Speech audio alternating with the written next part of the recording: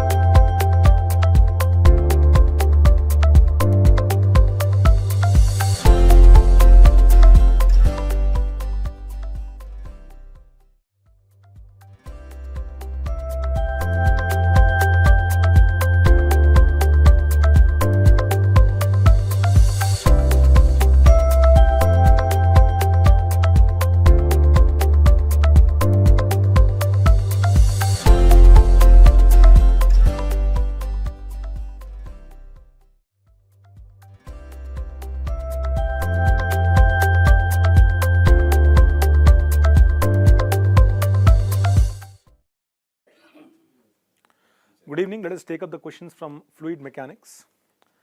The first question over here, it is from the topic of drag and lift. The question is saying a circular disc 3 meter in diameter is held normal to 26.4 meter per second wind. Density of air is 1.2 kg per meter cube. Coefficient of drag is this much. The force required to hold it at rest. At rest basically means he is expecting that there is going to be equilibrium. Therefore, whatever is the force of drag, that is going to be the force at which you are going to hold it. The formula for force of drag is CD multiplied to area multiplied to half rho u infinity square. CD over here is 1.1 given. Area for a disc is going to be pi d square by 4.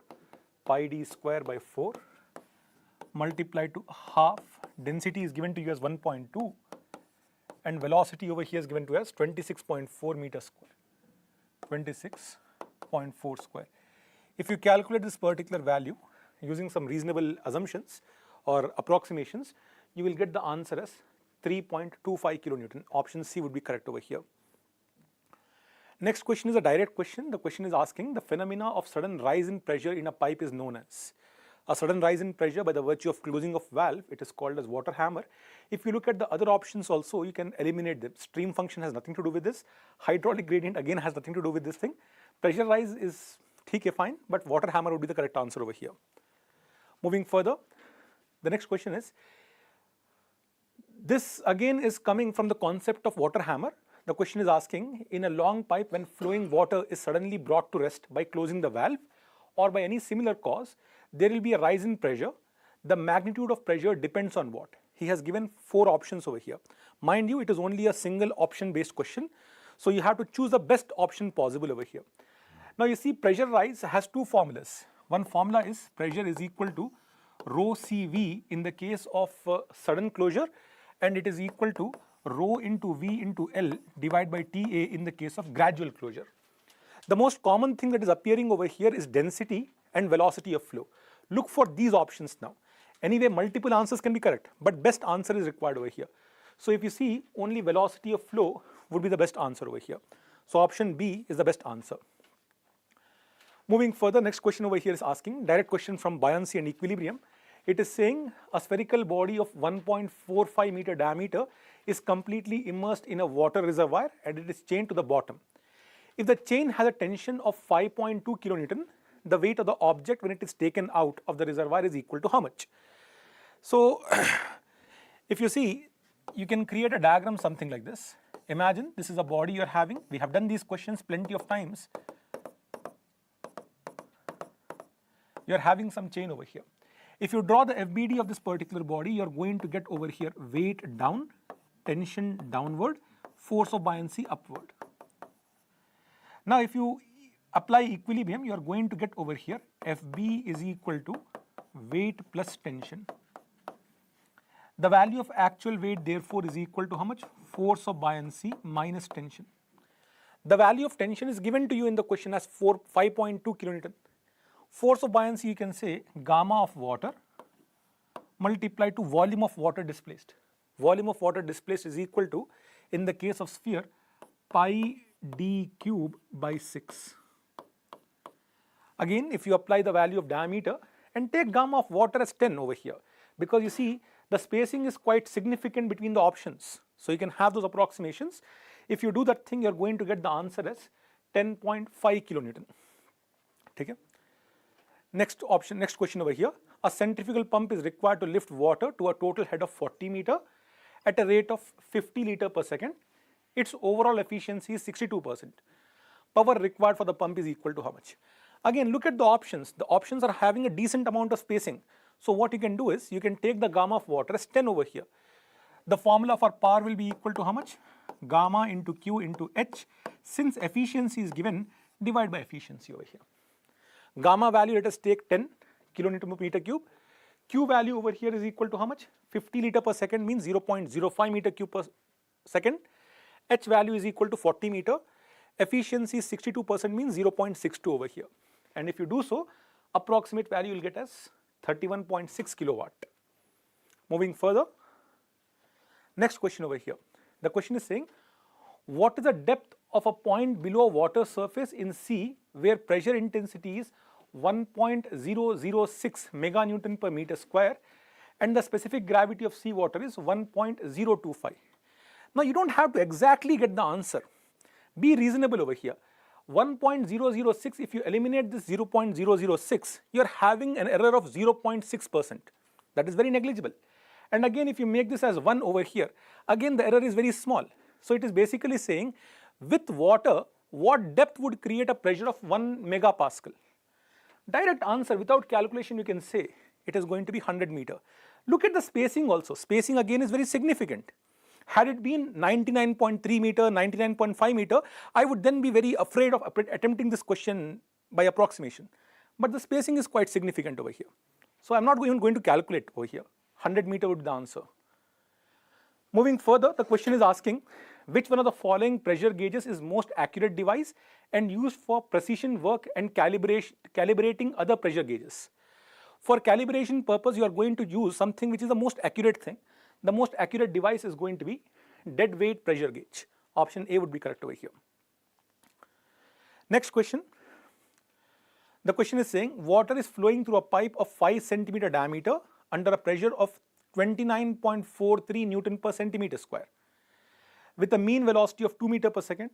What is the total head of the water at a cross section which is 5 meter above the datum line? Take density of water as 1000 kg per meter cube. Again, spacing very important.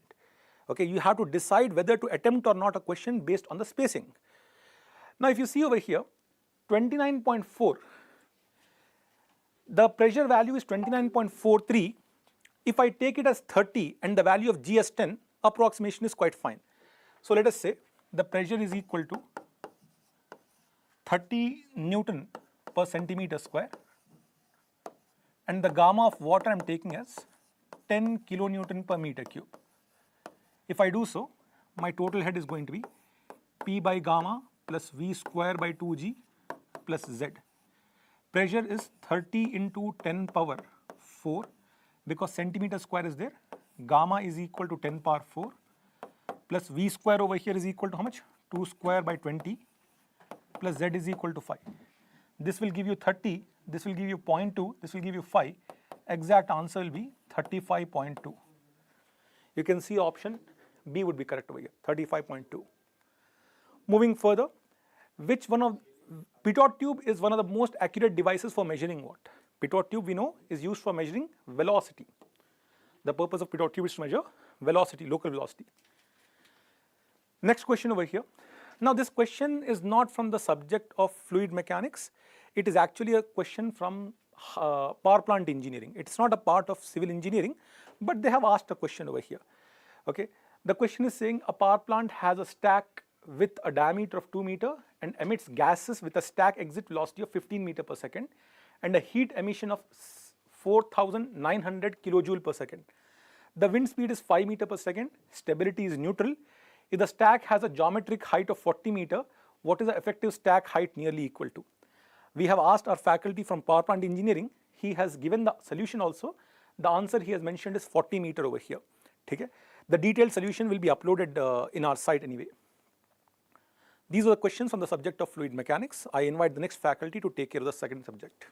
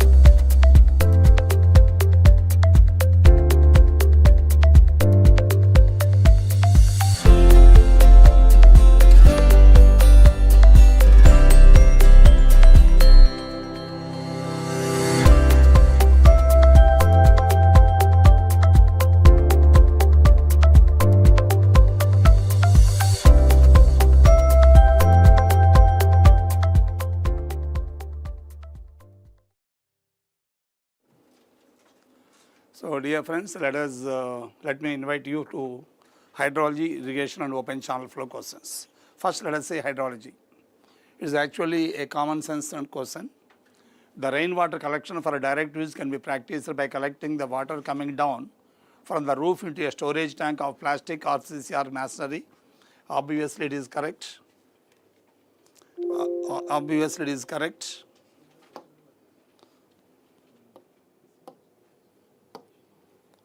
This is correct. In a campus where sufficient space is not available, the water can be stored in an open excavated pond. This is foolish. Statement 1 is correct, statement 2 is wrong. Therefore, correct option for that is C. You can see one is out of 1, 2, 3, 4 options. Third option is that statement 1 is right, statement 2 is false. It's a direct formula. All the methods of calculating crop evapotranspiration involve which one of the following relationships? You can see the second option is the right option. Symbols are given to you. ETO is the potential evapotranspiration and ETC is the evapotranspiration of a specific crop. For a specific crop value you are going to get when you multiply with the crop coefficient. Actually, crop coefficient Kc will be, actually is the product of Ks into Kc. Here we take Ks value as 1. So, ET for a crop is equal to Kc into ET0. B option is the right option. Remaining options, this is absolutely wrong. It is also wrong. So, you can simply say B option is the right option. Friends, these two are the questions given in engineering hydrology. Let us go to irrigation engineering. The water below the water table is known as soil moisture and above the water table is groundwater. It is not correct. Water below the water table is known as soil moisture. Above the water table is groundwater, totally wrong. Extending down from the ground surface is the soil zone or root zone, which is defined as being the depth of the overburden that is penetrated by the roots of vegetation. It is correct. Statement 1 is wrong, statement 2 is correct. Therefore, D is the right option for this question. D choice is the right choice. Which one of the following data is not required?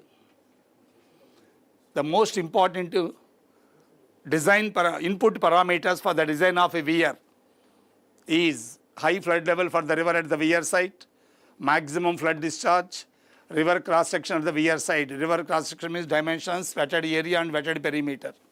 The only unknown value required is, the only not necessary value is D. D is not necessary, therefore, he said not required, therefore D is the correct answer for this question. A, B, C, all the three are correct, necessary. D is not necessary. In the design of a weir or barrage, by providing a higher efflux is increased. When higher efflux is increased, it is going to increase the cost of draining works. It is going to reduce the risk of failure by outflanking. This is correct, this is correct. Reduced risk cover is correct. Reduced discharge intensity is wrong. Q is going to get increased. Discharge intensity is going to get increased. So, this question is actually, the question should be which of the following is not, that is not given. Can be reduced but will result in dash. The only option D is the correct answer. It will result in A, B, C, all the three are correct. A, B, C, all the three are correct. In case of irrigation canal, the seepage loss depends on condition of the canal. The seepage through a silted canal, seepage losses are more. Correct answer. Amount of silt carried by the canal, the lesser the silt, the higher the losses. The velocity of the canal water, the more the velocity, slightly more will be the losses of the seepage. Cross section of the canal and its wetted perimeter is correct. Therefore, B option is the right option. Seepage loss will depend upon A, C, D correct, B is not correct. I said once again, there should be, will not depend on A, C, D are correct, will not depend on B. Again, this question should be with a not condition must be given. Which one of the following is not the way of alignment of canals? Watershed canal, contour canal, side slope canal are defined by alignment. Based on the discharge, we have got the classification of the canals, main canal, branch canal, distribution canal, etc. Therefore, C option is the right option. Right option means not the way of alignment of the canals. Which one of the following is one of the objectives of river training? To make the river change in its course is wrong, because to keep the river unchanged in its course, to protect the river banks by deflecting the river away from the attacked bank is correct. To avoid disposal of seduction of the loads is not correct. To avoid providing minimum water for navigation is also wrong. It is also wrong. Dear friends, B is the correct option for this question. Which of the following is one of the objectives of river training? B is the best option available. What is the delta for a crop when its duty is 864 hectare per cubic and the base period is 120 days? Has asked the delta value. Everyone knows when delta is taken in CGS system, 864 B by D. 864 multiplied with B is 120 days. Duty is given 864 hectare per cubic. 864 gets cancelled. It is in CGS system. Therefore, delta is 120 centimeter. Correct option is C option. That is the right option for the problem, dear friends. Formation of successive bends of a reverse order may lead to the formation of complete S-curve called fundamental definition, meander. Snake-like formation, snake movement. Bending is the common term we use. So bending, even though it undergoes bending, bending cannot be the technical name given for that course of river water movement. Meander is the right answer. Which one of the following is the pre-construction measure for silting control in the reservoirs? The most pre-construction measure, mechanical shearing of the sediment, all these things are post-construction measures. D is the correct option for erosion control and soil conservation. It is the correct option for that pre-construction measure for the silting control. Which one of the following is a simple and straightforward analytical procedure for computing reservoir capacity as an alternative for mass inflow curve method? Everyone knows sequent peak algorithm is the method we are going to use for estimation of the reservoir capacity, and other methods are not related. Which one of the following rivers is a silting river? Silting, aggregating, silting, both are synonymous. Which will form its bed? Aggregating river. Rivers in alluvial floodplains which follow zigzag fashion. Same question repeated with changing in words. Simply that is going to be meandering. The rivers in meandering are nothing but zigzag fashion. These are the questions given in irrigation. Almost 95% of the questions are given definition based or purpose based questions. I hope I have done very well. And let us see the question in open channel flow. What is the discharge through the Venturi flume built in a rectangular channel 1 meter wide having its throat width 0.4 meter? Upstream head is 0.57 meter. Measured head at the throat is 0.5 meter. First let us calculate what is the area at the throat. 0.4 meter width, 0.5 meter head, 0.4 into 0.5, that is 20 divided by 100. Then the effective head will be 2G into difference of upstream and throat. One is 0.57, second one is 0.5. So this is going to be square root of, take approximately 10, 0.57 minus 0.05, 0.5, that is 0.07, 0.07, take it as 100, 7 by 100. 10 will get cancelled, this is nearly 1.4, this is nearly 1.2. We know pretty well. I know AC, I know this. What is the formula for discharge? CD multiplied with A into velocity root of 2G into H1 minus H2. CD value is given, I think, 0.1. Area is 20 by 100. This is 1.2. Root of root 14. 1.2 multiplied with, this is going to be 10, will it get cancelled? 2.4 by 10. 2.4 into 10 power minus 1 meter cube per second, multiplying with nearly 1000, 234, because I have taken here 9.81. I took 10 value, slightly higher value. So it is going to be actual value slightly lesser, slightly less than 240, will get around 236.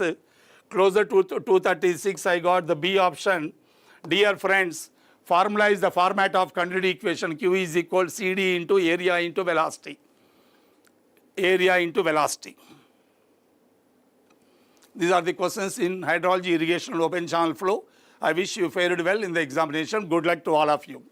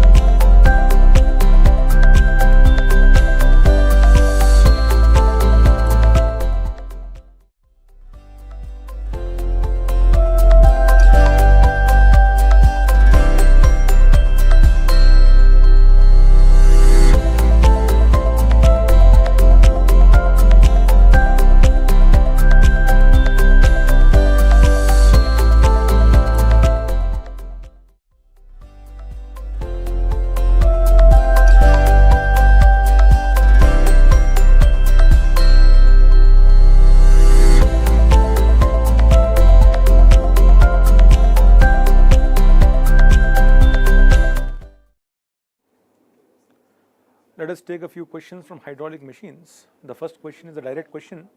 It is regarding reciprocating pump. It is running at 40 RPM, discharging 1 meter cube of water per minute. The pump has a stroke of 400 mm. The diameter of the piston is 200 mm. The delivery and suction head are 20 meter and 5 meter respectively. Theoretical discharge is equal to how much? We know the formula for theoretical discharge.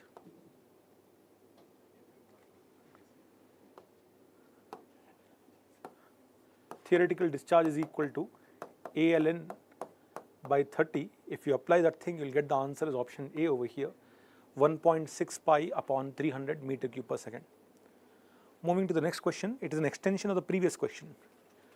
Over here he has mentioned that it's again a reciprocating pump, piston area 0.1 meter square, has a stroke of 0.3 meter. Pump is discharging 2.4 meter of water per minute, meter cube of water per minute at 45 RPM. The height is equal to 10 meter over here. Power is equal to how much? Again you have to find out the value of Q using the formula we have just now used, ALN by 30. After getting the value of Q, you will say power is equal to rho QGH or gamma into QH. If you do that thing, you will get the value of power is equal to 4.42 kilowatt approximately. Moving further, the next question over here, it is saying full load is supplied by the turbine shaft when the diameter of the jet issuing from the nozzle is 150 mm. If the load suddenly drops to 36% of the full load, the jet diameter to regulate the speed will be equal to how much? Now you see what is happening, he is giving you two situations where diameter is changing. What would happen to power, he is asking. If you see, the value of power will be proportional to d square over here. So you can say the value of power in or case 2, power in case 2 upon power in case 1 will be equal to d2 upon d1 whole square. This P2 by P1 is equal to 0.36, it is equal to d2 upon d1 is equal to 150 whole square. You calculate the value of d2 from here, you will get the value as option D, 90 mm. Next question over here, this is a question on Kaplan turbine. The question is saying the approximate efficiency of Kaplan turbine developing 3000 kilowatt under a net head of 5 meter. It is provided with a draft tube with its inlet diameter set, it is inlet diameter 3 meter, set 1.6 meter above the tail race. A vacuum gauge connected to the draft tube indicates a reading of 5 meter of water.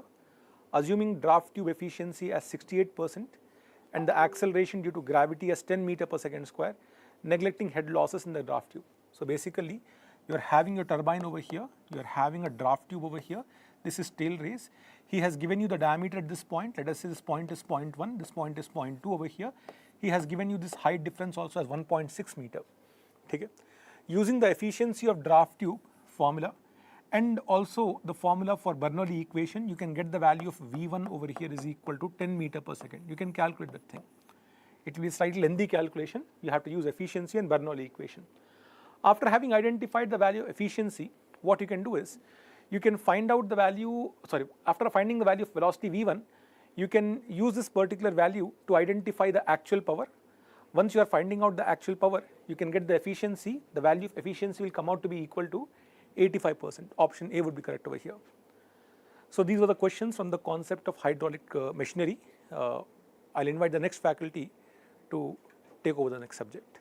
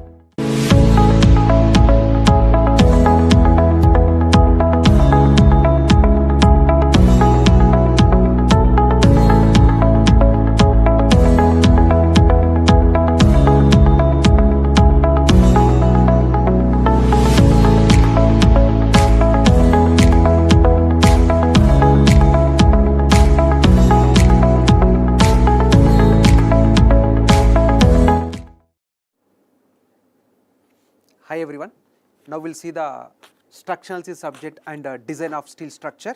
Okay, so first we will see structural analysis, only one question. So this is a question from arches and cables, direct question.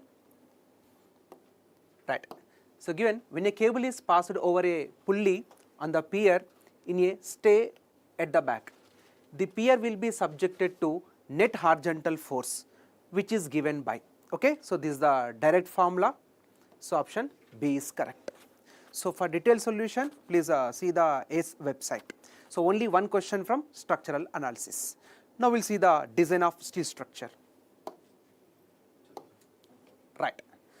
So buckling of web by the diagonal compression can be prevented by which of the following can be prevented by. Okay, students, first option given depth to thickness ratio. So here buckling, depth and thickness. Students, if the thickness is less, buckling is more. Okay, and the depth is more and the buckling also more, directly proportional. So your thickness and buckling is inversely proportional. So but what is given?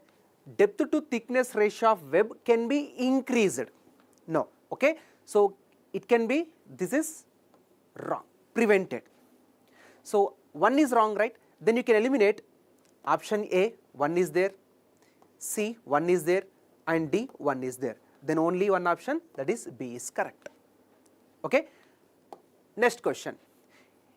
It is a proposal to design an industrial building 12 meter high for a 50 years life. The building size is given in the range of 20 meter to 50 meter. The topography of the site is practically plain and terrain is in city industrial area. If the risk coefficient K1 is given, terrain factor K2 is given, topography factor and wind speed given. This is the basic wind speed given, that is VB, and design wind pressure is asking. Okay, so formula PD equals to 0.6 times of Vz square, right? Okay, so your Vz is design wind pressure. So here Vz equals to K1 into K2 into K3 into Vb. Okay, in the question directly given K1 value, K2 and K3 values and Vb also given. So substitute here and solve it, you will get the PD value.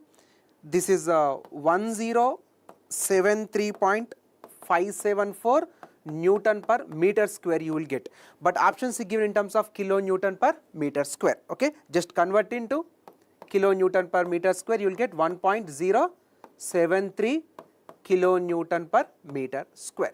So here approximately it is 1.1. Option B is correct. Next question. A steel chimney 3 meter height is given, diameter is given 3 meter and situated in a region where the wind pressure is given 1200 and shape factor is given 0.7, the intensity of wind pressure is given and he is asking to find the wind pressure he is asking. Okay, right. Students, here wind force equals to pressure, shape factor and this is the projected area, right? Okay, so what is the P value given in the question? 1200 and shape factor value is given 0.7. So this is the projected area, right? What is the projected area? This is the height into diameter. So what is the height given here? So height is given 15 meter and diameter is given 3. Just solve this, you will get this value is 37800 Newton, but options given in terms of kilonewton, right? Then option A is correct. Next question. Which regard to beams in structure, what are the joists? So joist is nothing but a beam only, right? It supports the floor beams. Okay, so closely spaced beams supported floors and roof building. Then option B is correct. Next question. Which one of the following check is necessary in the design of uniaxial building? This is the direct codal provision, right? Okay, so always provision is less than or equals to 1, right? Okay, so a given greater than, this is wrong, this is wrong. So here different is plus minus, this is correct, right? Then option A is correct. Next, the maximum slenderness ratio for a member normally acting as a tie in a roof truss or a bracing system, but subjected to possible reversal of stresses resulting from action of wind or earthquake load. So this is the direct question from code book only, right? So this is 250. Next question. The permissible maximum shear stress, okay, for a steel beam should not exceed, this is also codal value, so 0.45 F5. Next. So as per IS 800-2007, the recommended value of effective length for compression member, so effectively held in position at both ends but not restrained against rotation. It means both supports are hinged supports, right? If both supports are hinged supports, then effective length equals to L only, right? Then option A is correct. Next question. Which of the following is applicable in case of analysis of portal bracing? Students, portal bracings are provided at one end of truss girder, so it is not necessary. Option A is wrong, not necessary. B, in addition to the lateral force due to wind, the bracings are also designed to carry a lateral shear force equals to 1.25%. Yes, this is 1/4. The option B is correct. So these are the questions from steel structure. For detailed solutions, please see the ESE website. Thank you.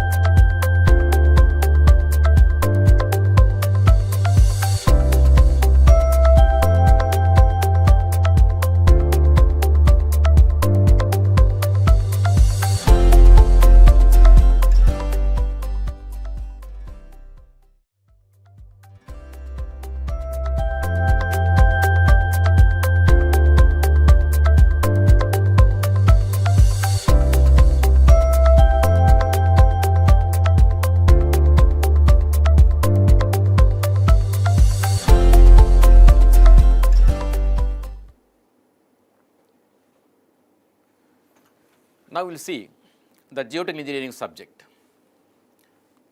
So here you had around 17 questions. Let us see one by one. You can see one of the question there. The statements are given like this: the soils in nature rarely exist separately as gravel, sand, silt, clay or organic matter. In fact, this is a true statement, because in most of the cases you come across a sort of a mix of different soils there. So very rarely we come across exclusively what you call gravel, sand, like. So this is a true statement. Statement number 2, the classification of the soils is mainly based on the 1 or 2 index properties. That is also a true statement, but this is not the reason for this one. So both statements are correct statements, but it's not the correct one for this. So therefore, the option for this question is B. B will be the best choice for this. Next, question number, you can see 13 there.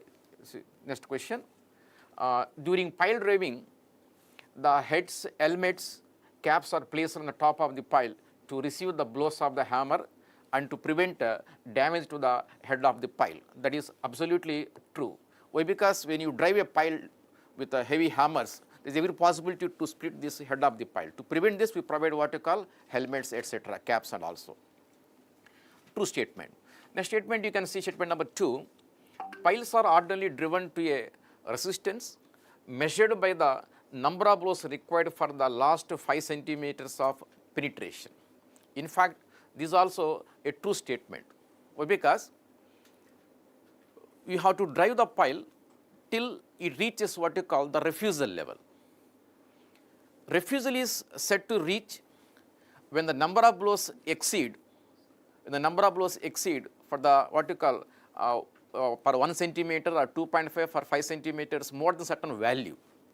So this indicates actually the refusal only. That's why it is also a true statements. Both are correct, but this is not the correct statement for this one. So that's why, so for this question, so B is the correct appropriate answer here. Next is number 14, you can see the critical condition of downstream slope occurs when the reservoir is full and the percolation is at its maximum rate. As you know, in the case of what you call canals, reservoirs, etc., for downstream slope, the worst condition is the steady seepage. This indicates the steady seepage condition. That's why this is a true statement. What about the second statement? The direction of seepage forces tend to increase the stability. It is not correct, because the seepage forces sometimes may increase, sometimes decrease the stability. Both are possible. In the case of downstream slope, the seepage force are going to add to the what you call decreasing stability, not increasing. So it is not correct statement. That's why it is a wrong statement. Statement 1 is true, 2 is false. So that's why for this question, the answer is C. 1 is true, 2 is false. Next question, number 29. The vertical stress under a uniformly distributed circular load based on the Busnesque theory. We have a derived equation for this.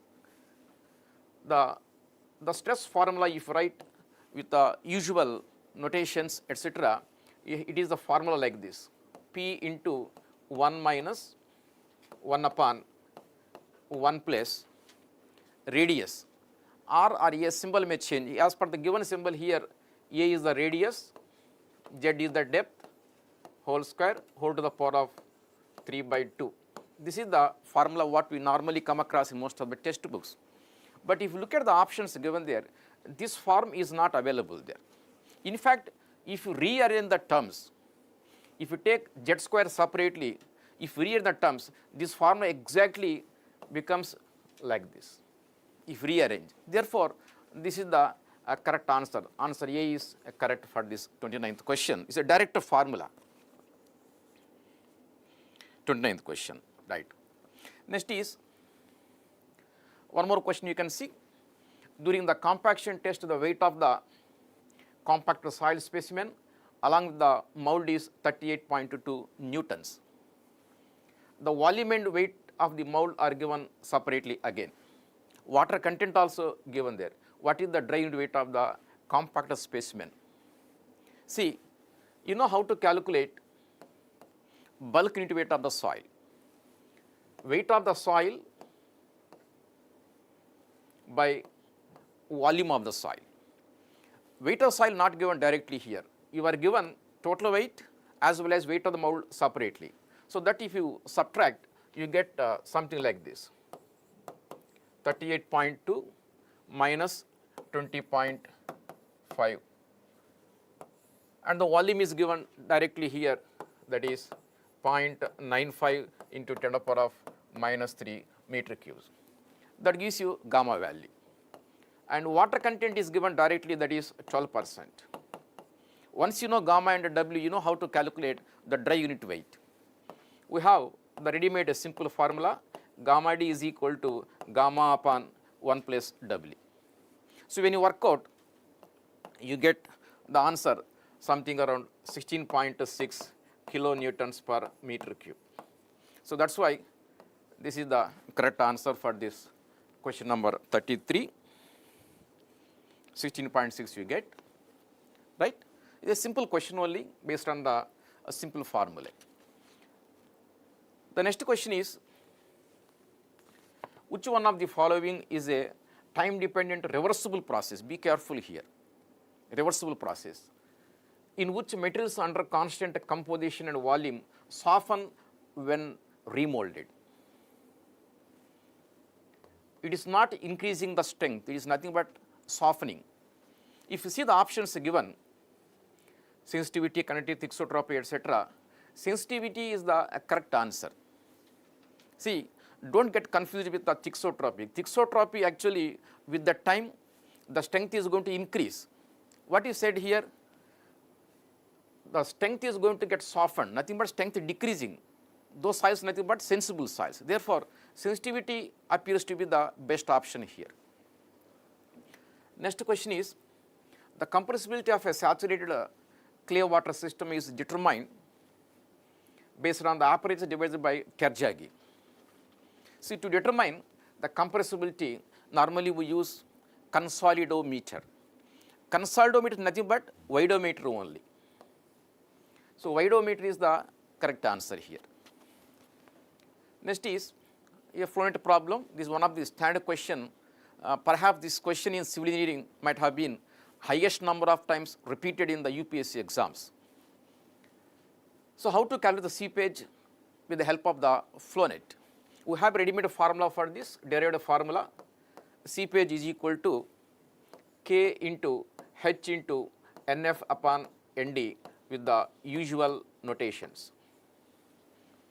You are given K value, coefficient of permeability is given here already, it is available.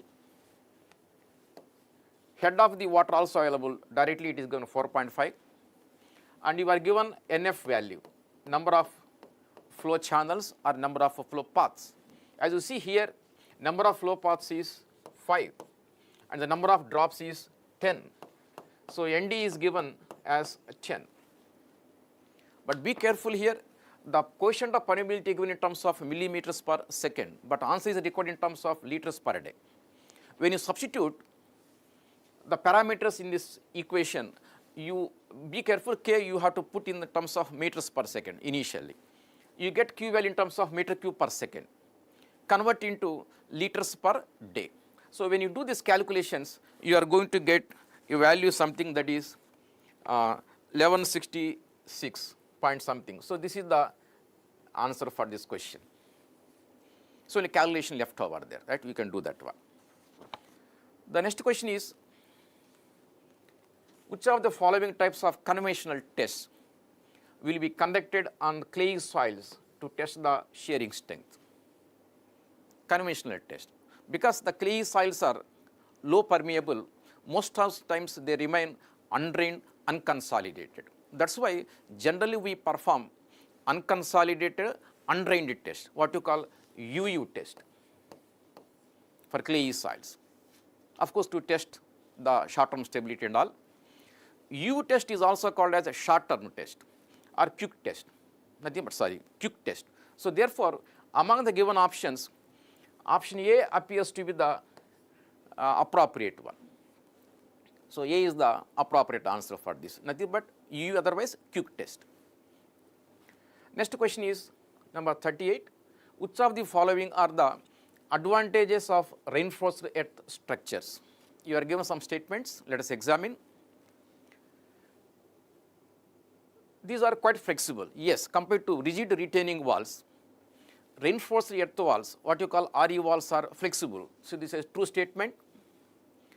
The elements can be transported easily because this includes what you call the geosynthetic materials, etc. They are very easy to transport them. So, it's also a true statement. Considered in stages, of course, this is true. What is next? The elements used are not easily available. That's not correct. Nowadays, plenty of geosynthetic materials are available. So, therefore, it's not a correct statement. So, 1, 2, 3 are correct. So, option C will be the best answer for this question number 38. Now, we will see the next question.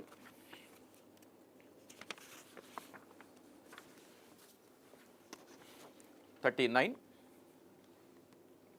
What he says, the load on a square footing, size of the footing is given, deep deposits of a clayey soil is given. So, load and size given there. Clayey soil is having unconfined compressive strength of 100 kilopascals, failure strain also given, influence factor is there, Poisson's ratio of soil also given. You are asked to find the immediate settlement, nothing but elastic settlement. We have a formula for this. Immediate settlement or elastic settlement is equal to Q by Young's modulus into width 1 minus mu squared into I. So, this is a standard formula how to calculate immediate settlement. But the difficulty here is one or two parameters not given directly here. If you examine what is Q, load intensity, you are given load separately, area separately, so you can work it out. The load is given as 600, the size is square shape, so load by area, that gives you 150 kilopascals. So, width you should take 2 meters, that is given there. Poisson's ratio already available, that is 0.5, and the influence factor is also given 0.95. But the main difficulty here is regarding the Young's modulus of the soil, that is nothing but ES. Instead of that, you are given some compressive strength, some strain rate there. So, you are supposed to use some empirical formula here. So, if you recall the literature regarding this what you call immediate settlement calculation, we have an empirical formula for this Young's modulus, that is equal to sigma by epsilon. Of course, somewhat a similar formula you come across in the case of strength of the subject also, stress by strain. But actually here it's not the stress what you have to say. Instead of the stress value, you should take what you call unconfined compressive strength there. So, the compressive strength is given as 100 kilopascals. And you can see the strain value, it is 20%. So, 0.2. So, this gives you the Young's modulus. So, now all parameters are available. When you substitute, when you work out, you are going to get the settlement value something about 42.75. You get nearly 43 centimeters. So, this is the answer when you simplify this calculation. Next is number 40. This is something in advanced question I can say, because at prelims stage we don't go to such a what you call well foundations, that to the load calculation level usually. Let us see the question. A well foundation of 6 meters external diameter and 5 meters internal diameter sunk to a depth of 15 meters in a deep deposits of sand, right? And the average N value is given 20. You are asked to find the load that the well can carry due to the bearing alone. So, you should not take here the skin friction component. So, here you have to work out first of all the allowable bearing capacity. Once you multiply with the area of the well foundation, that product will give the required answer here. The question is here how to calculate in the case of the sands for well foundation the allowable bearing capacity. Here you have different empirical formulae given by Mayer-Hoff, right, and then Bowles, etc. But usually we use Mayer-Hoff's formula. So one formula what you come across in the literature is something like this. The allowable bearing capacity is the SPT value n by 4, a coefficient what you call Kd, that depends upon the size and the depth of the what you call foundation, n by 4 Kd, and that's usually we use for the what you call where the width of foundation is less than 1.2 meters. Suppose the width is very large, more than 1.2 meters, you have to apply a correction factor also here. That is something like this, b plus 1 upon b whole squared. So this is the empirical formula available in the literature. So here n value given, that is 20. What about Kd, the depth factor means? For that again you are given one empirical formula. Kd is equal to 1 plus 0.33 into d by b. Of course, there is a condition here, the maximum value shall be 1.33 only, 1.33 only here. When you substitute the data there, 1 plus 0.33, the depth is given, how much you can see, 15 meters. The width you should take the outer diameter 6. So when you work out this value, you get 1.825. But the maximum value what you are allowed is 1.33 only. So you should take 1.33. 1.33. So in this you can take the b value, the outer diameter, nothing but 6 meter. You know the Kd value, you know the b value, you know n value. N value is given as 20 here. Upon substitution, you are going to get this allowable bearing capacity as something in the range of 5.11 meganewtons per meter squared. But the question is here regarding the load carrying capacity. So the load carrying capacity is equal to the allowable bearing capacity into area of the well foundation. You know how to find the area, that is pi by 4 outer diameter minus inner diameter whole squared. So you are given outer diameter as 6 meters, inner diameter as 5 meters, and bearing capacity 5.11, right? 5.11 meganewtons per meter squared. So upon substitution, you are going to get 44.12 meganewtons. So this is the bearing capacity you should consider. This is 5.11 meganewtons per meter squared. So you get 44.12. If you see the options given there, 44 is available.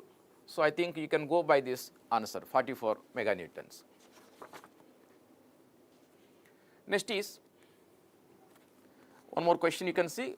A sheet pile wall or bulkhead may be subjected to which one of the following types of lateral pressures? In the case of a sheet pile, one side you are going to have active, other side you are going to have passive. Both will come across. Therefore, active and passive pressures, A is the correct answer there. And then, what is the maximum depth to which a trench of vertical sides can be excavated in the case of a clay soil where you have C value, gamma value, factor of safety also given there, and n nothing but the stability number here.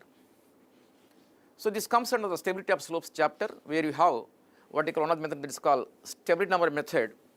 You know stability number Sn is equal to C by Fc into gamma into H. The question is we are asked to find the H value. So the H is equal to C by stability number Fc into gamma. So you are given the C value, you are given the gamma value, you are given stability number. Stability number nothing but here the notation is given differently, that is 0.261. when you put all this data in this equation, I think you are going to get this answer as 12 meters. 12 meters. So, A is the answer for this question number 42, 12 meters you get. A simple question only. The next question is, this comes under the soil reinforcement chapter. The reinforced soil technique is essentially based on the mobilization of the interfacial shearing strength, but the friction between the soil and the reinforcement here, on the soil and the reinforcement, which in turn restrains. The friction is going to restrain what? Shear force, resistance, lateral deformation, laminar deformation. So, the frictional resistance is going to restrain the lateral deformation of the soil. So, C will be the appropriate here. The next question is, which one of the following is an example of reinforced earth wall, RE wall? If you see the options there, facing panel with wire mesh.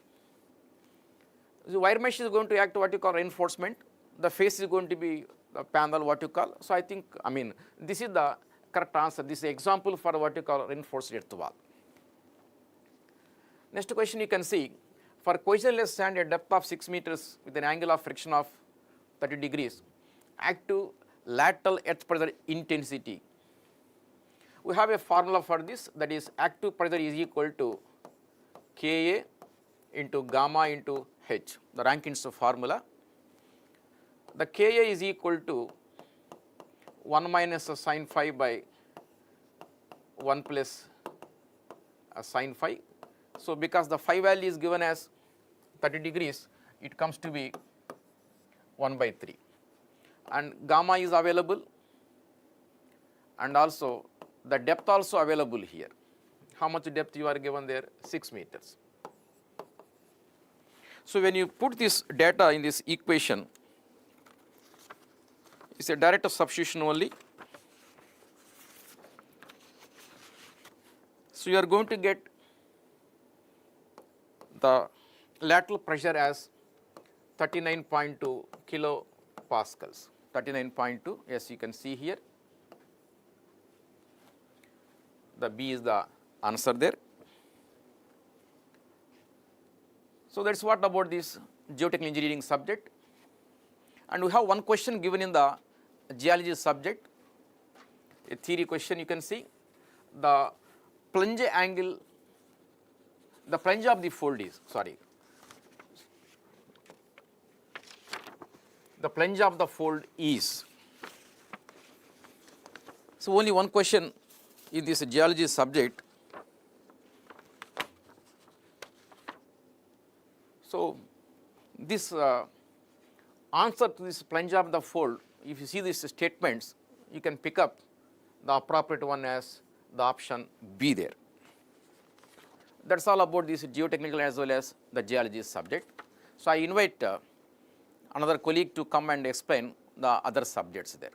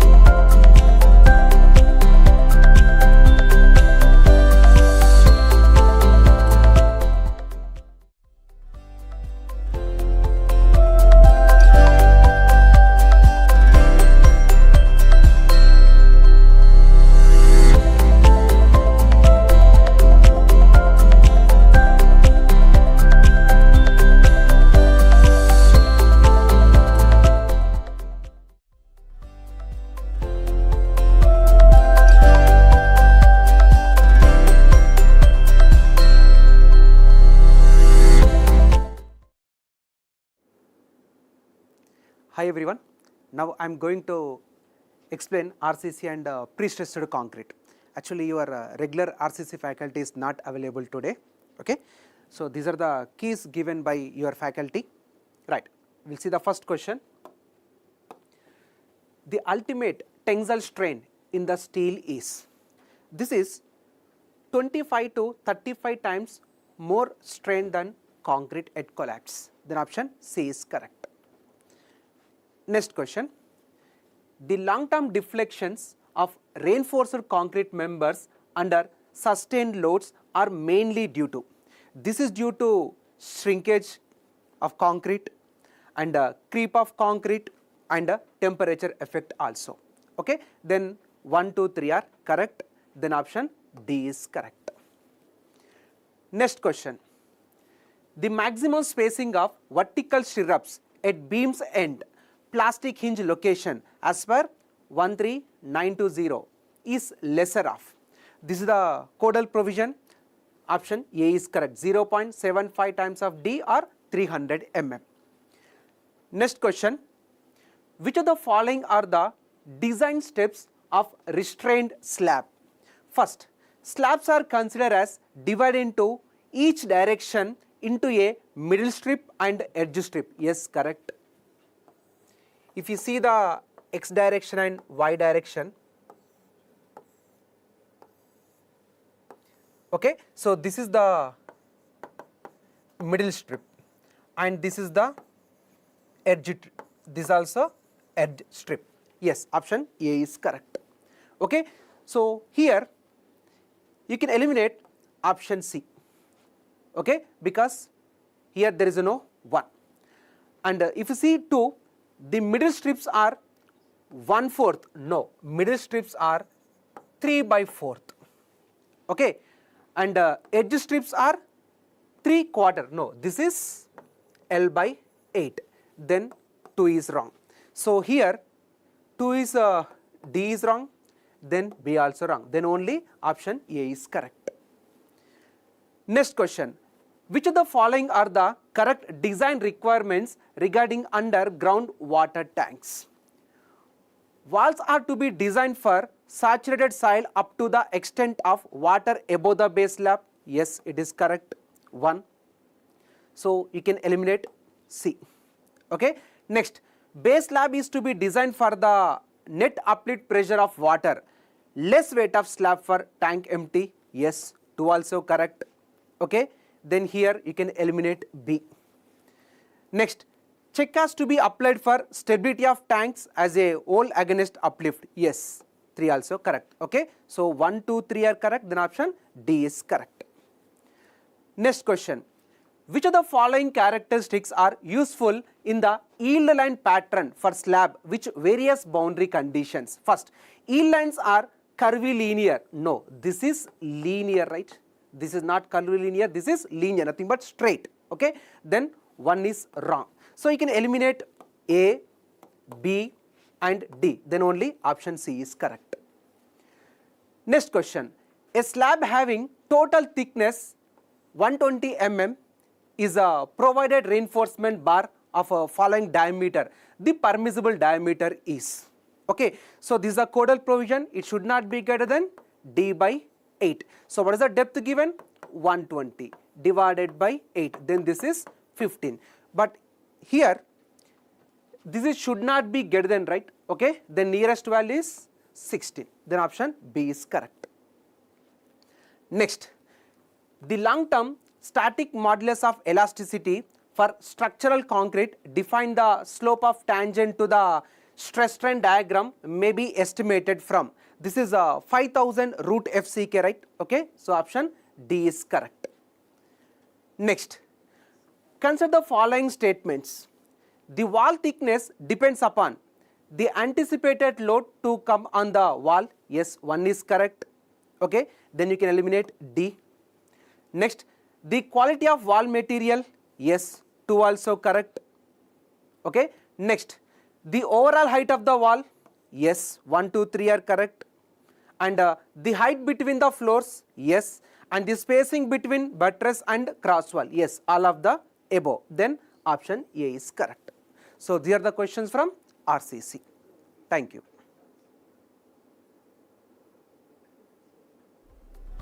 Okay.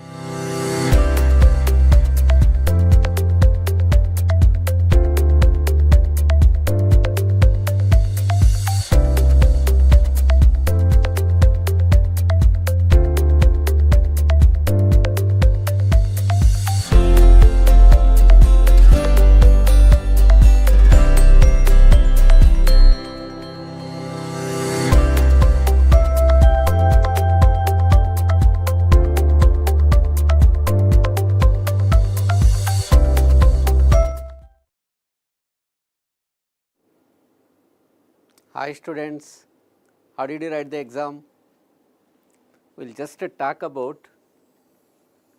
the strength of material questions now. We will start with strength of material questions. You have good weightage from the strength of materials, around 23 questions came this year. Usually it is around 20 to 25. Here also, this year also you got the same weightage around. Look at the question. In a fixed beam subjected to downward loads, nothing but gravity loads, the maximum bending moment is given by greater fixing moment. This is true for gravity loads for any combination of downward load condition, gravity load condition, you have this condition valid. So, answer is option D. Come to the next question, the deflection delta at the free end of a cantilever. At the free end of a cantilever, P is the load acting, so PL cube by 3I. If the P is the point load acting at the end of a span L, the downward deflection is a standard memory based question, PL cube by 3I. Answer is option B. Look at the question, a cantilever beam of span L is subjected to UDL of intensity W, flexural rigidity is given as EI, slope and deflection are given by. Cantilever with uniformly distributed load, the slope, first they are asking you slope and then they are asking you deflection. Slope is WL cube by 6EI, deflection is WL power 4 by 8EI. It is also a standard memory oriented question. So, answer is option D. Now, look at the next question, the strain energy due to bending moment. It is a standard straightforward question, integral of m square dx by 2EI. Answer is option A. Look at the next question, a rectangular beam cross section is given, is simply supported at the ends on a span of 4 meter, length is also given, carries uniformly distributed load of 4 kilonewton per meter over the whole span. What is the point load at the center it should carry so that the maximum deflection is doubled? Deflection due to the point load, is equal to, this is twice that of deflection due to UDL. Deflection due to UDL into twice is equal to deflection due to the point load. So, due to the UDL, 5W L power 4 by 384 EI is the deflection. Due to the point load, it is capital W, L cube by 48 EI is the downward deflection. So, here it is twice that of the UDL. Now, one small w into L is equal to the total load into L cube by EI, I separate it, divided by 384, 5 is also there, into 2 is equal to capital W. How much is capital W? 4. L cube by 48 EI. You can cancel L and EI on either side. They are asking you the intensity of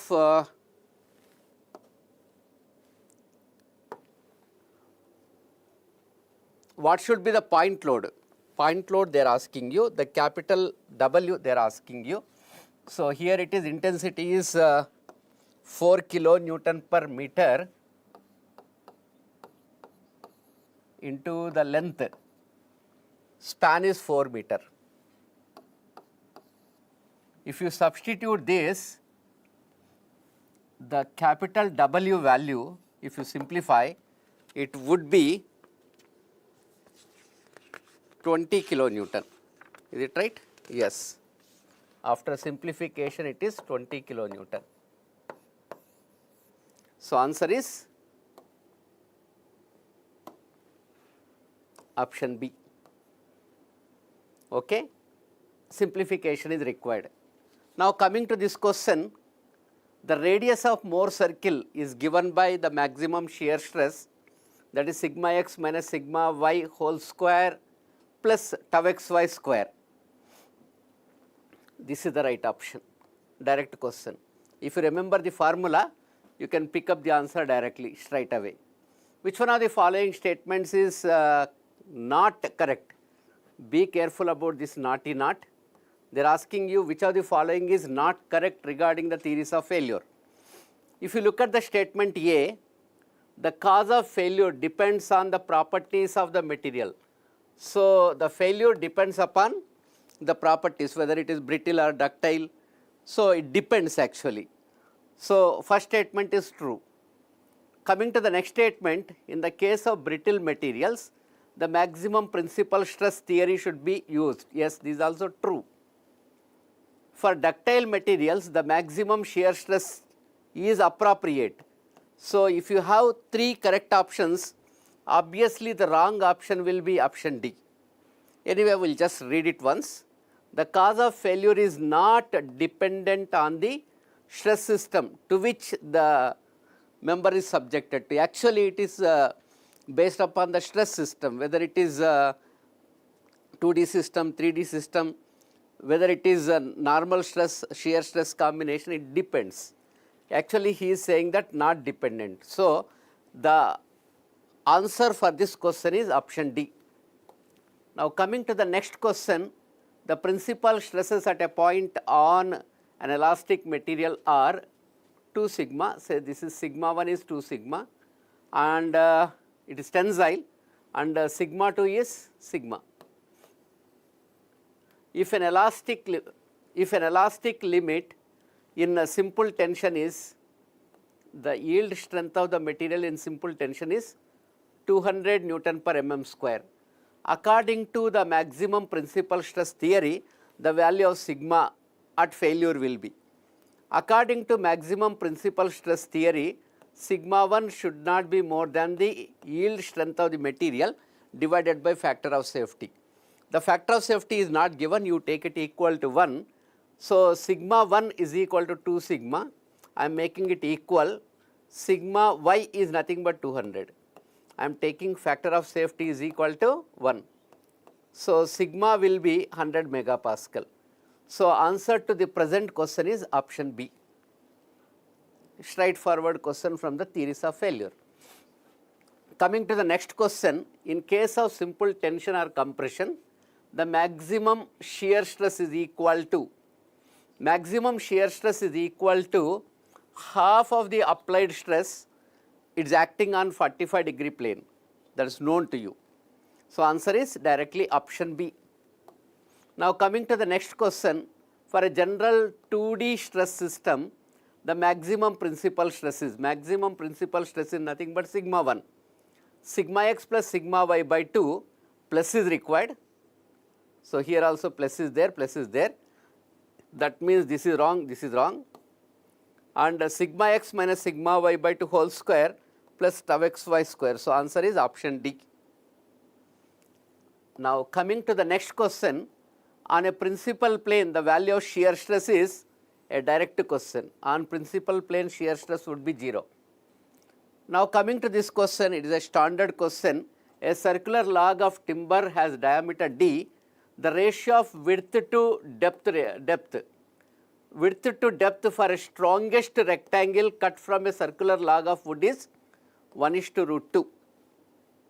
So, the strongest circular log dimension width is 1, depth is √2. Now, coming to the next question, the torsional stiffness K is given by Gj by L. So, torsional rigidity per unit length is called torsional stiffness. Now, coming to this question, a cast iron main tube 800 mm dia carries a water at a pressure head of 100 meter. So, if pressure head is given, the pressure is equal to gamma of water into H. Gamma of water, if you take 10, weight of water is 10 kilonewton per meter cube, into head is nothing but 100 meter, then it is 1000 or 1 megapascal, you can say 1 meganewton per meter square or 1 megapascal. Now, the sigma h is given as 20 meganewton per meter square is megapascal. Then they are asking you thickness. So, the maximum principal stress is nothing but sigma h in a thin cylinder PD by 2T, and the sigma h is given as 20, the pressure is 1, diameter is 800 divided by 2 into thickness they are asking you. If you calculate the thickness is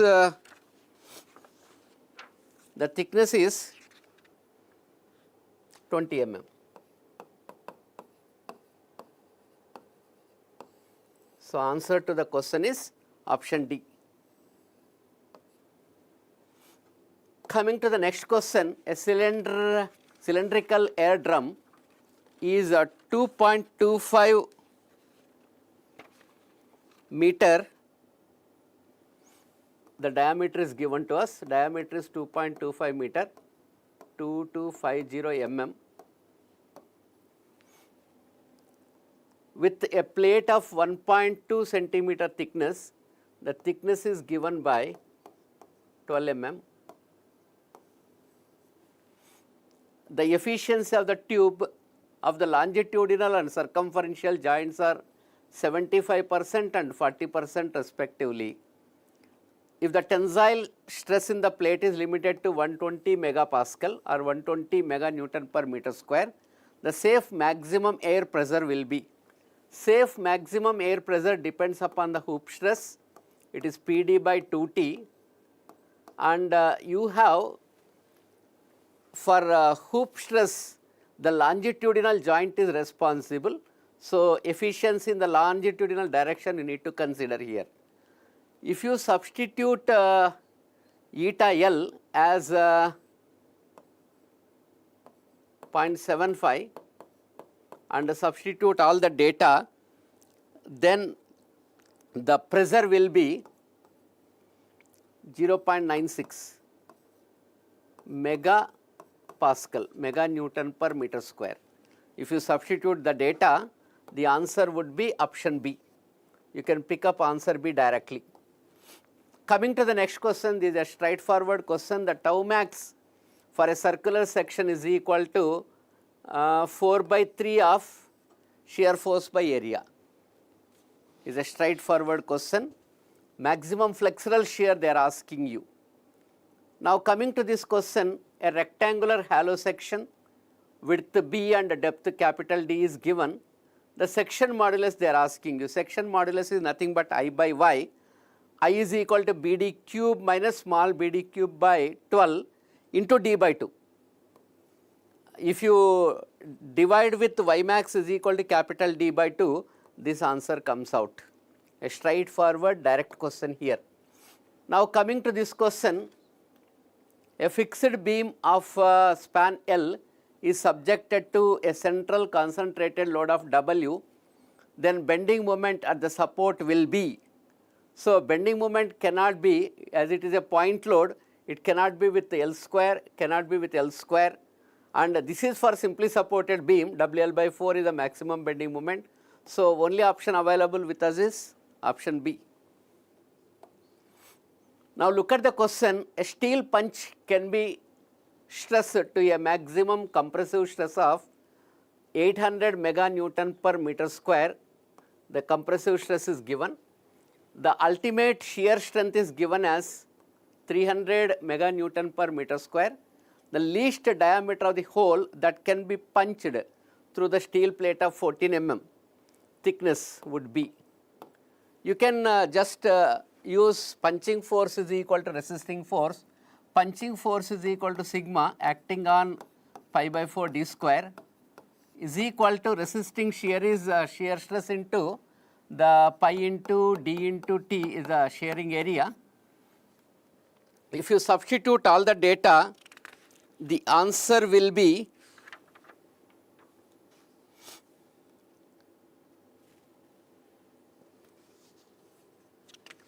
if you substitute answer is 21 mm. Diameter if you find out it is 21 millimeter. This is small d. This small d, one square will go away. So answer here is option C. Now look at the question. Here a bar of 2500 mm square cross sectional area is subjected to, this area is given to us, subjected to an axial load of 150 kilonewton. extension over a gauge length of 100 mm is 0.05 mm. The decrease in each side is 0.00625 mm. Side is nothing but diameter. The value of Poisson's ratio they are asking. The Poisson's ratio is given by lateral strain upon linear strain. The delta L by L value is given to us. It is nothing but 0.05 mm over a length of 100 mm. And original diameter is not given, but you can calculate original diameter as actually area is given to you. Area is equal to pi by 4 d square, and 2500 is area given to us. With this you can find out the diameter. The diameter comes out to be 56.4.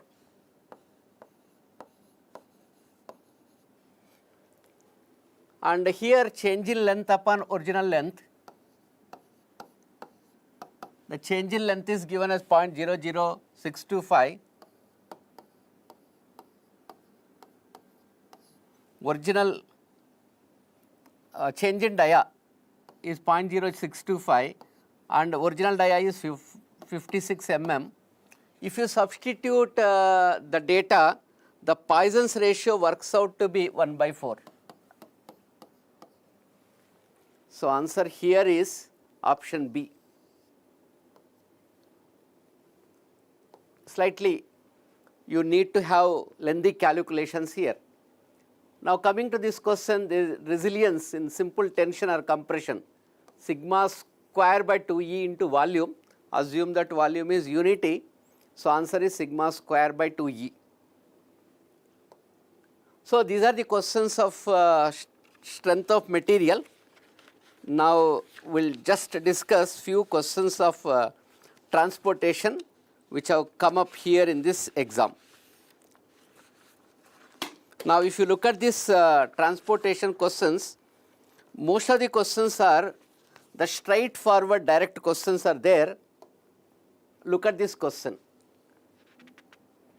In a district where the rainfall is heavy, major district road of WBM, heavy rainfall WBM road, camber is 1 in 33 or 1 by 33. This is as per IRC. If you know this, you can easily calculate the final answer.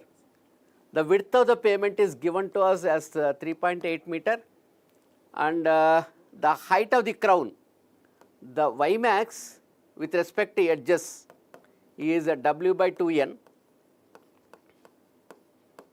W is 3.8 meter. The N is 33.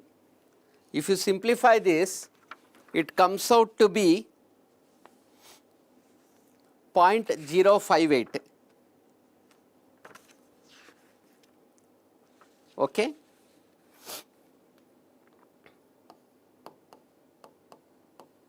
Answer is option A.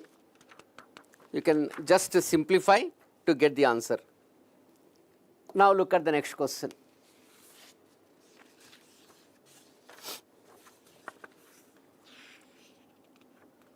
In an exit taxiway for an airport which is to be designed, the speed, turnout speed is nothing but the speed on the taxiway is 80 kmph, and the quotient of friction between the tire and the pavement is 0.13. This is the quotient of lateral friction. The radius of the curvature they are asking you.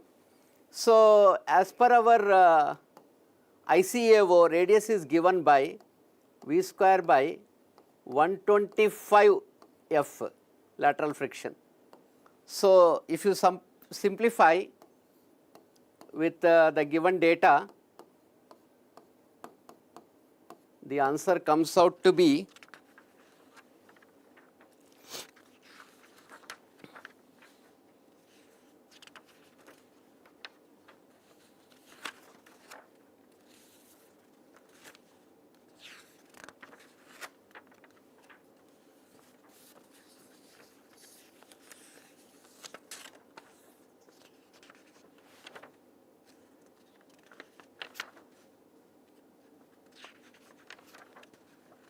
Just 1 second.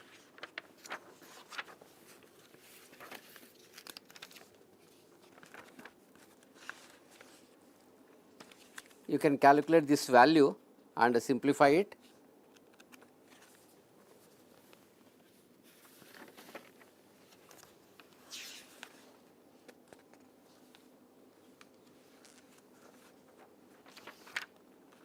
Okay. Comes out to the next question. Which one of the following is an important point for the efficient airport vehicular circulation and parking system? In case of airport, two-way traffic is not allowed. You can go by process of elimination and pick up the answer. So, two-way traffic is not allowed. So, this is wrong option. The maximum of driveway intersection is also not allowed. Inadequate driveway width to permit overtaking. Overtaking is not allowed in case of runway or taxiway or anything. So, the final option is sufficiently and clearly defined parking and circulation routes are allowed on the airport taxiway or runway. So, answer is option D. Now, coming to the next question, the suitability of an area as a site for airport terminal building. They are asking you for terminal building. Here also you can choose the options based on the process of elimination. Small area of car parking. So, we generally use higher area for the car parking so that you can park a lot of number of vehicles. No direct access to the main highways. Actually, we require access to the highway, nearest highway. Distant location with respect to runway. Actually, the runway should be as near to the terminal station. So, option C are also ruled out. Now, the only option left over is option D. Before we select option D, we will just read it. Sufficient area for the first stage of building development with the possibility of future expansions are also required. So, correct answer is option D. Now, coming to the next question, the centrifugal ratio and length of transition curve they are asking you.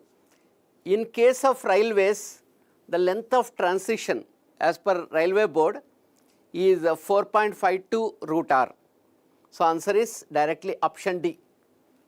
Coming to this question, the length of valley transition curve is given by 2 into NV cube by C under root. So, answer is option A directly. Coming to the next question, for a roadway of 100 km/h, the speed allowable super elevation is 0.12 and maximum friction also 0.12, the minimum radius of curvature. The equation is E plus F is equal to capital V square by 127 R. So, E is 0.12, F also 0.12, V is given as 100, 127. You can simplify to get the radius directly. Now, coming to this question, in CBR method of flexible pavement design, it is a straightforward question. The number of standard axles are given by 365A into 1 plus R power n minus 1 into A into F. So, if you look at the options, so this is wrong, this is ruled out because 1 minus R is given. This is also ruled out, 1 minus R is given. So, among the two, 1 plus R power n minus 1. So, this is right option. Here 1 plus R power n plus 1 is given. So, the right option is option A. So, these are the questions of transportation. We will just move to the questions of surveying. Look at the question.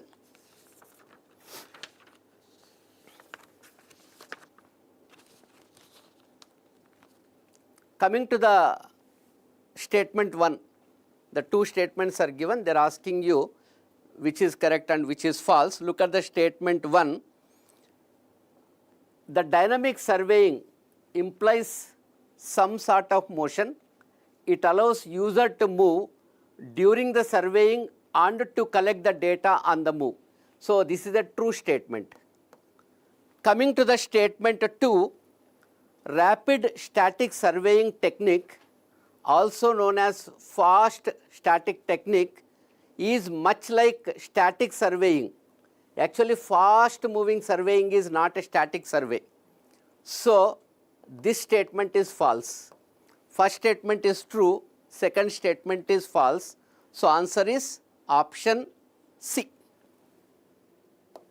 Coming to the next question, the area of the plan of an old survey plotted to a scale of 15 meter to 1 centimeter is now measures as 80.2 centimeter square as found by a planimeter. The plan is found to shrunk so that the line originally 10 centimeter now measures 9.8 centimeter only. The true area of the survey they are asking you to find out. Actually here we can find out the shrinkage ratio first. The shrinkage ratio is equal to the shrunk length 9.8 centimeter divided by original length 10 centimeter. And what measured area? Measured area is 80.2 centimeter square. This is the measured area. So correct area is equal to measured area, so shrinkage ratio whole square is required. So measured area is 80.2 divided by shrinkage ratio whole square 9.8 by 10 whole square. If you simplify, it comes out to be 83.5 centimeter square has come into the picture. But if you look at the question, actually the scale is given as 15 meter is equal to 1 centimeter. The scale is 15 meter originally is equal to 1 centimeter. So this is 83.5 centimeter square on the map. If you move on to the ground, it should be something else. But if you correct it with the 15 meter is equal to 1, answer is not matching. So with the present options, we can pick up the answer as option A. The nearest appropriately correct option, you can pick it up as option A. So here it is meter square is given, whatever we got is centimeter square. So coming to the next question, magnetic declination at a place is. The magnetic declination is the angle between the true north and magnetic north. So answer is directly option C. Now coming to the next question, the staff reading with the 4 meter staff at a point A is 3.5 meter. The top of the staff is 10 centimeter off the vertical. The staff is held vertically. The correct reading of the staff they are asking you. Say the staff is 4 meter length and at 4 meter height it is drifting away by 10 centimeter. But what is the staff reading we have taken? We have taken a staff reading of, this is 4 meter, this is 3.5 meter. Staff reading taken is 3.5 meter. And here the drift, say for example 6 x. The value of x you can find out from similar triangles. X by 3.5 meter is equal to 10 by 4 meter. X value, if you calculate, 8.75. Now they are asking you the true staff reading. this vertical staff reading they are asking you. So, the true staff reading is equal to, this hypotenuse is known to us 3.5 meter, this adjacent x is known to us 8.75 centimeter. The vertical I want, vertical is nothing but 3.5 square from the Pythagoras theorem, 8.75 it is centimeter, so by 100 whole square under root. The true reading is given by 3.49. So, appropriately the right option is 3.4. So, a straightforward geometry type of question. Now, coming to the next question, the circumpolar stars are having polar distances less than the latitude of the place of the observation. So, in case of circumpolar stars having polar distances less than the latitude. So, answer is option B. Now, coming to this question,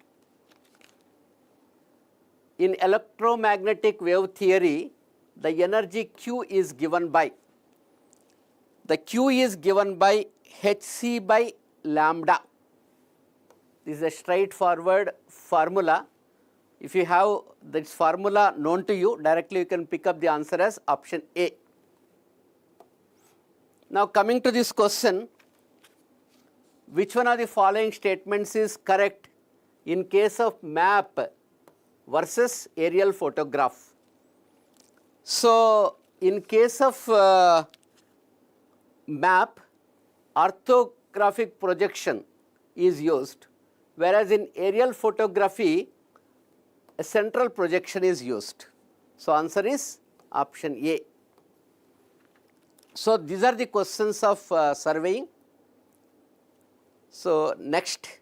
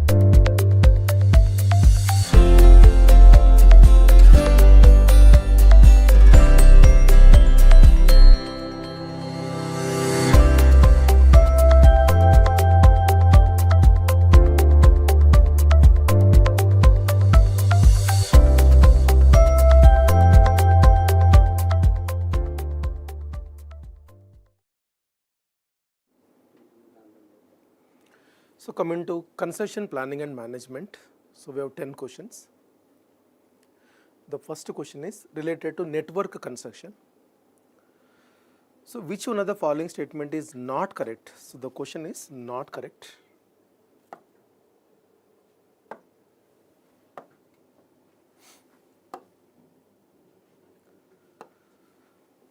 In a network, there must be only single node and there is initial node must have only outgoing arrows. It is correct. We are supposed to find out wrong statement, not correct. A network can have more than one final node. So this is absolutely wrong. Network must have only one node. So this is wrong. So ultimately we can choose the option B. There no need to go through the remaining options. Interference float, basic interference float is nothing but the difference of total float and free float, straightforward question. So the difference between total float and free float, option C. So any cause which is beyond the control of the contractor and the owner, the case may be there could be a unforeseen reasonable amount of diligence could have been foreseen. So this is basically unexpected things. If unexpected things will happen, so what kind of thing? Letter of intent is basically agreement which is known and understanding only. Liquidated damage means it is generally known, which is related to this force majeure. So answer is option C. Unforeseen or unexpected any risk means then the answer is force majeure. A point beyond which the project duration cannot be reduced irrespective of the increase in direct cost. So once you go through the diagram, in this diagram cost versus time. So direct cost is inversely proportional to time and there is a limit for crashing, that is crash time, normal time. So it is clearly observed activity can be reduced or maybe any project can be reduced up to crash time only, less than crash time not possible. Even though you are spending money, we cannot reduce the duration. So what is the answer here? Crash time, CT.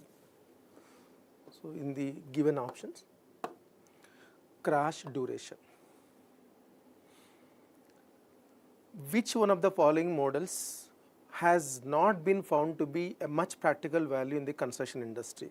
So once you look at these four models, game theory model basically probability oriented and it is generally in bidding while assessing the strategies and while evaluating the strategies. Generally we use game theory model, and game theory model will have uncertainty and it is an expected value approach. So Friedman's model, and it is basically economics related and the even demand and supply type. So Gates model is just like a systematic approach. Cash flow model is also systematic approach. So which one is generally having uncertainty? So game theory model. So from the given option, which is not too much practical value means game theory model, option A. The next question, now which one of the following reasons is not correct for low labor productivity? Unproductive time. Unproductive time is basically leading to low labor productivity.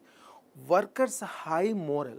Actually workers are really committed and dedicated, then definitely you can get the more productivity. So which is not correct for low labor productivity? Answer is option B. It's like a tricky question. So moral, high moral means definitely high productivity you will get. So whether this question is clear or not, let me read out. So this question, consider the following basic causes of accidents in civil engineering works. So persons or materials falling from height, it is quite naturally happen. So falling from some height, this is correct. Persons being struck or trapped by moving objects. So there is a possibility of getting accidents like this. Persons stepping on or striking against objects. This is actually objectionable. So it's intentionally the persons are moving and stepping into the object. Moving object means it is generally not at all accepted, and you cannot say it is a normally accident cause. And normally we have when we get accidents, if anything happens like by mistake or by chance, like sometimes we are getting any moving object is hitting, that is maybe accident, but intentionally the persons are moving onto the particular object, that is generally objectionable. So it is no way concerned with this safety practices. So answer is 1 and 2. So where it is option B. So next question, which one of the following acts covers provision for daily working hours, holidays and overtime payments? So these things, daily working hours, holidays, OT payments, everything you can find in Factories Act. So option C. So which one of the following is correct with respect to incident? Incident is basically accident, so unexpected things. Dangerous or unpleasant situation from which someone just manages to escape. This is actually near miss. Disruption in the normal or smooth flow of work that involves injury, property loss, damaged equipment, work stoppage. This is generally happening. So answer is, the question is incident. What is the incident with respect to construction safety? So answer is option B. This question related to depreciation and the straight line method mentioned. Initial value P is equal to 1 lakh. Salvage value means that is a residual value mentioned. So salvage value 10% of this, 10% of 10 lakhs, 1 lakh means 10,000 rupees. And according to straight line method of depreciation, so depreciation is equal to P minus SV divided by N. So N value mentioned 90,000 upon 5. So it is equal to 18,000. Straight away we can see answer is option A, 18,000 per year. So that's all about construction planning and management.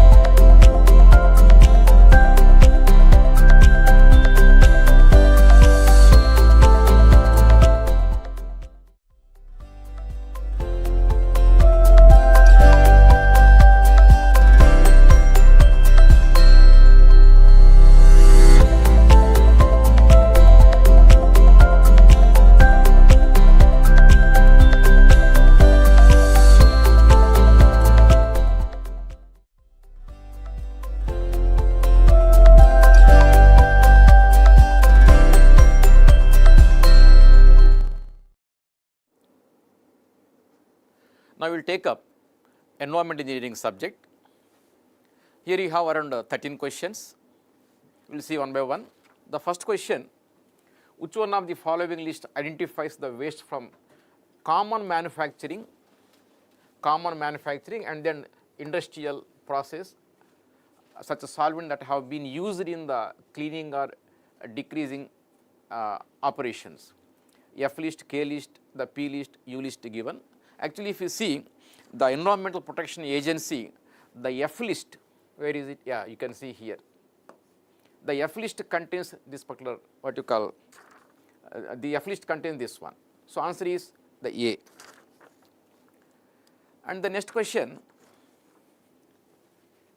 it comes in the air pollution chapter. When once a pocket of smoke containing the air pollutants is released into the atmosphere from a source like a automobile or a factory chimney, etc., it gets dispersed into the atmosphere into various directions depending upon. See, the dispersion depends upon prevailing winds. Yes, it is correct. Temperature, that is also correct. Pressure conditions, that is also correct. In fact, the dispersion depends upon the temperature, the wind, and the pressure, humidity also, in fact. So all the three are correct here. So the correct answer means 1, 2, and 3. D is the correct answer here.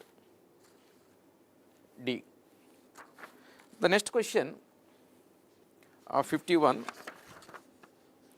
What is question? While laying or designing the water distribution system, attempts should be made to keep the sewer lines and water lines as far as possible away. Yes, that is correct.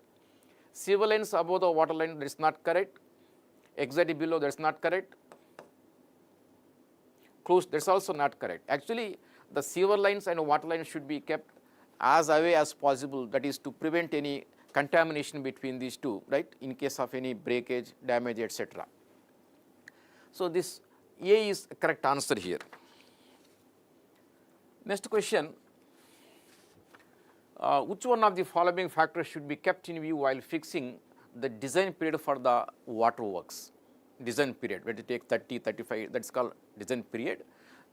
What are options given there? Funds available for the completion of project, life of the pipe and other structural materials. As far as possible, the design period should be longer than life of materials. That's not correct. In fact, if you see all the options, the design period mainly depends upon the life of the pipe and other the structural materials used in the water supply scheme. Therefore, option B is the best answer here. Next question, which one of the following is the function of the central board set up by the Government of India for water pollution prevention? The main role of the central board of the water pollution is, if you see all the options, yes, option B will be the best one. The main purpose is to help and provide research facilities in connection with the water pollution control, and thereby to give the some what you call recommendation based on research facilities. So option B is the best answer for this question number 53. The next question, 54, which one of the following measures are to be adopted against the water pollution? The sewage before discharging into the water body need not be treated, that is ridiculous, right? The industrial waste should not be treated, that is also not correct.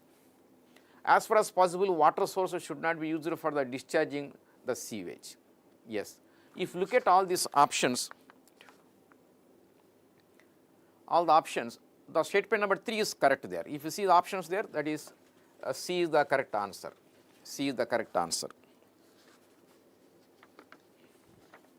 The next question, number 55, which one of the following is one of the objects of water treatment?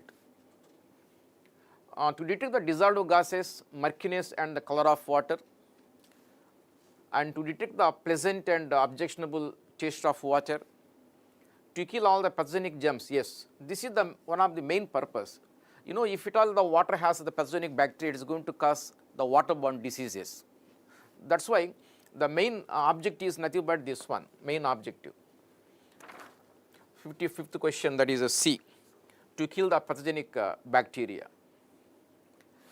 And then we will see the next question, number 56. Which one of the following aspects should be considered at the time of final selection of the sewage treatment plant, regarding the selection of the treatment plant location there, right? The site should be safe from the floods for all the time. Of course, it may be correct. The site should not be situated on the leeward side. The site should be as far as possible away from the town. The subsoil water level at the site should not remain low even during the monsoon. Yes, among all the options, option D appears to be the nearest, the best answer, because this is to avoid the what you call groundwater contamination in case the water table is very close there. Subsoil water level at the site should not remain very low even during the monsoon season. If the water table is very close to the ground level, it may likely to get contaminated there. That is one of the main reason there, right? So option D is the best answer there for the 56th question. The next one is 57. You can see a completely mixed reactor surge process is to use it to treat wastewater flow of so and so. The BOD 5 of the influent sewage is given as 250. Concentration of the soluble BOD escaping treatment. So efficiency asked there. You all know that efficiency of the BOD treatment plant is nothing but it is the difference between influent BOD and the effluent BOD. The difference gives you the amount of BOD that is removed there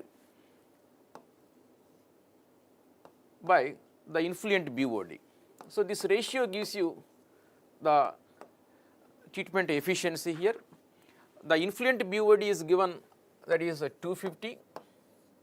The effluent BOD is given as 10 upon 250 into 100.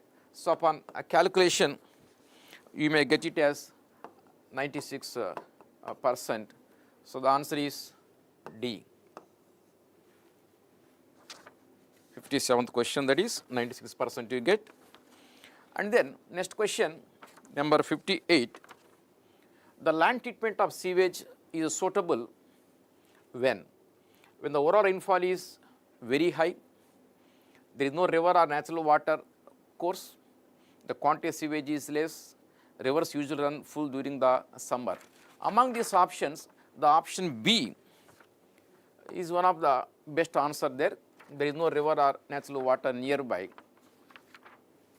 So this is the appropriate answer here for the question number 58.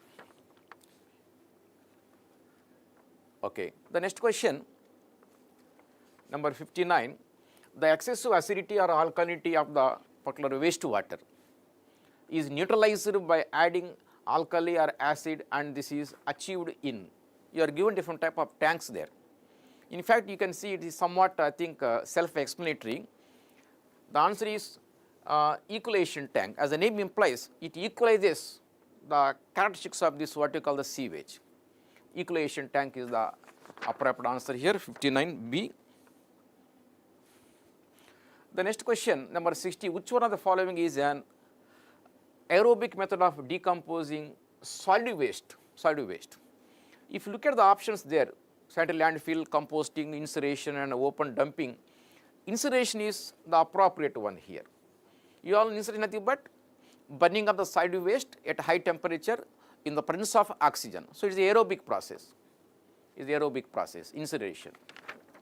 60. Then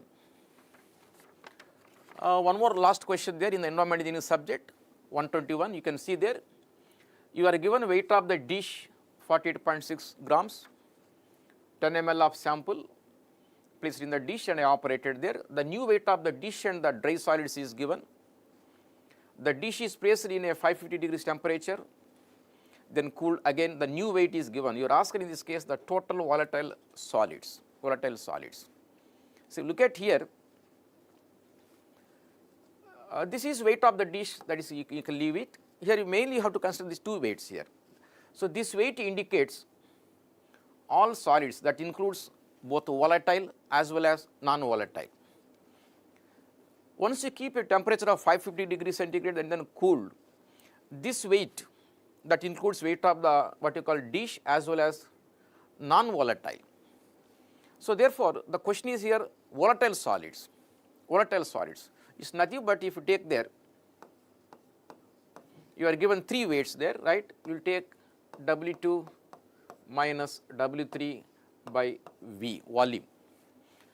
So W2 nothing but this weight you should take, because this includes both volatile as well as non-volatile, that is 48.6432. The W3 nothing but this weight you have to take, because this basically includes non-volatile,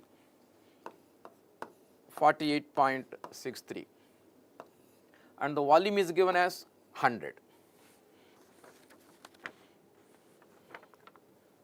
So 48.6432 minus 48.63 upon 100. So when you work out, you will get 132 milligrams per liter. So this is the answer there. (132) is the answer. So that's all from this environment engineering. So I request another faculty to come and present the solution for the other subjects there.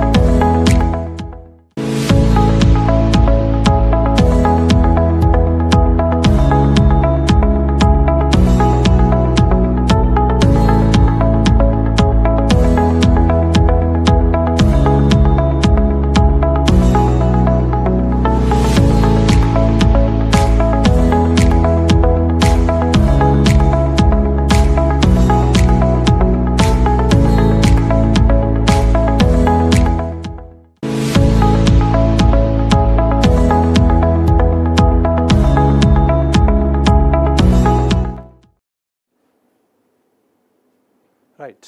So, good evening everyone. So, now here we will look into the questions and solutions regarding building materials and construction equipment. Okay. Now, compared to previous years, this year questions on building materials and construction equipment are relatively easy questions. Okay. So, with decent revision and study, more than 80% of questions, 70 to 80% questions could have been easily attempted. So, previously we had seen questions were little tough, but not this year. Okay. So, let us see those questions and let us look into the solutions. Right. So, in building materials, first question, the correct sequence of the stages for dressing of stones. So, this is from stones topic. Okay. As we know, usage of stones.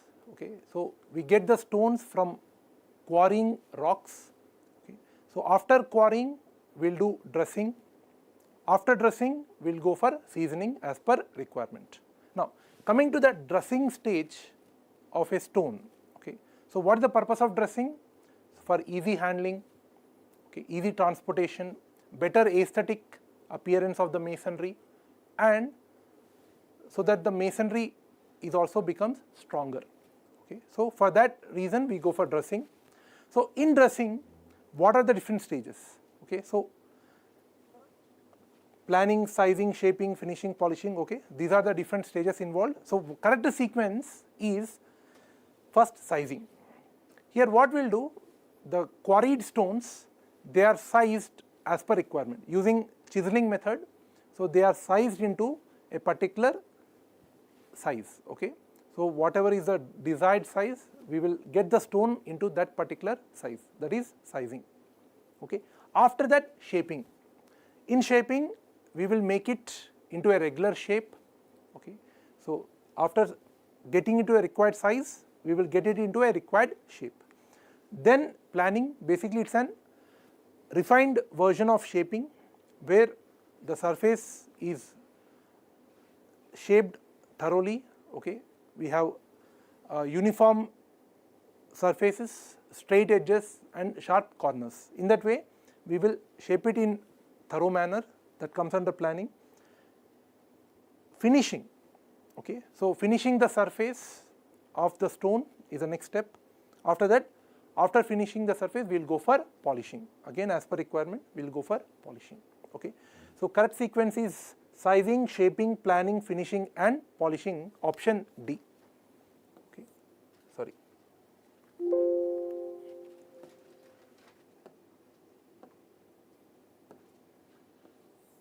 Okay, correct option is option D. Right. Next question. In stone masonry, construction is superior to brick masonry construction under which of the following conditions? Okay. So under which circumstances stone masonry is preferred over brick masonry?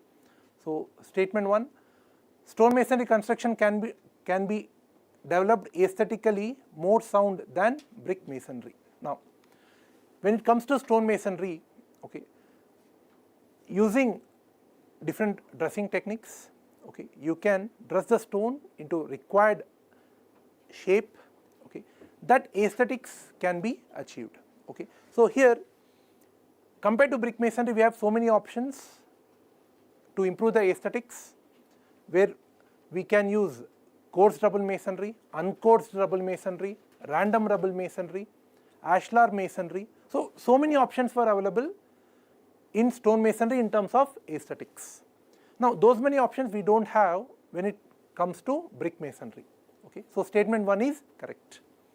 Stone masonry is more watertight than brick masonry because of the fact that bricks absorb moisture from the atmosphere, okay. This statement is also correct. See, bricks are porous material, they can absorb atmospheric moisture, okay, that can happen, but stones, okay, mostly they are solid materials and they don't absorb atmospheric moisture.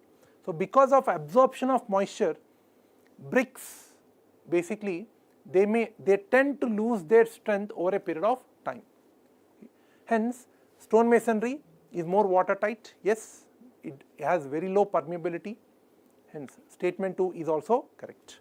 Statement 3, for public buildings and monumental structures, stone masonry provides a solid appearance and is found to be more useful than brick masonry. Now, this is also correct. See, when we talk about appearance, again, similar to the first statement, okay. So, you can see many important monumental structures where stone masonry used for its aesthetic appearance, okay. So, we have many monumental structures in that manner, okay. So, here appearance point of view, stone masonry is better. Now, when we talk about brick masonry, okay, such good aesthetic appearance is difficult to achieve. Most of the time when we go for brick masonry, we will finish the surface with plaster.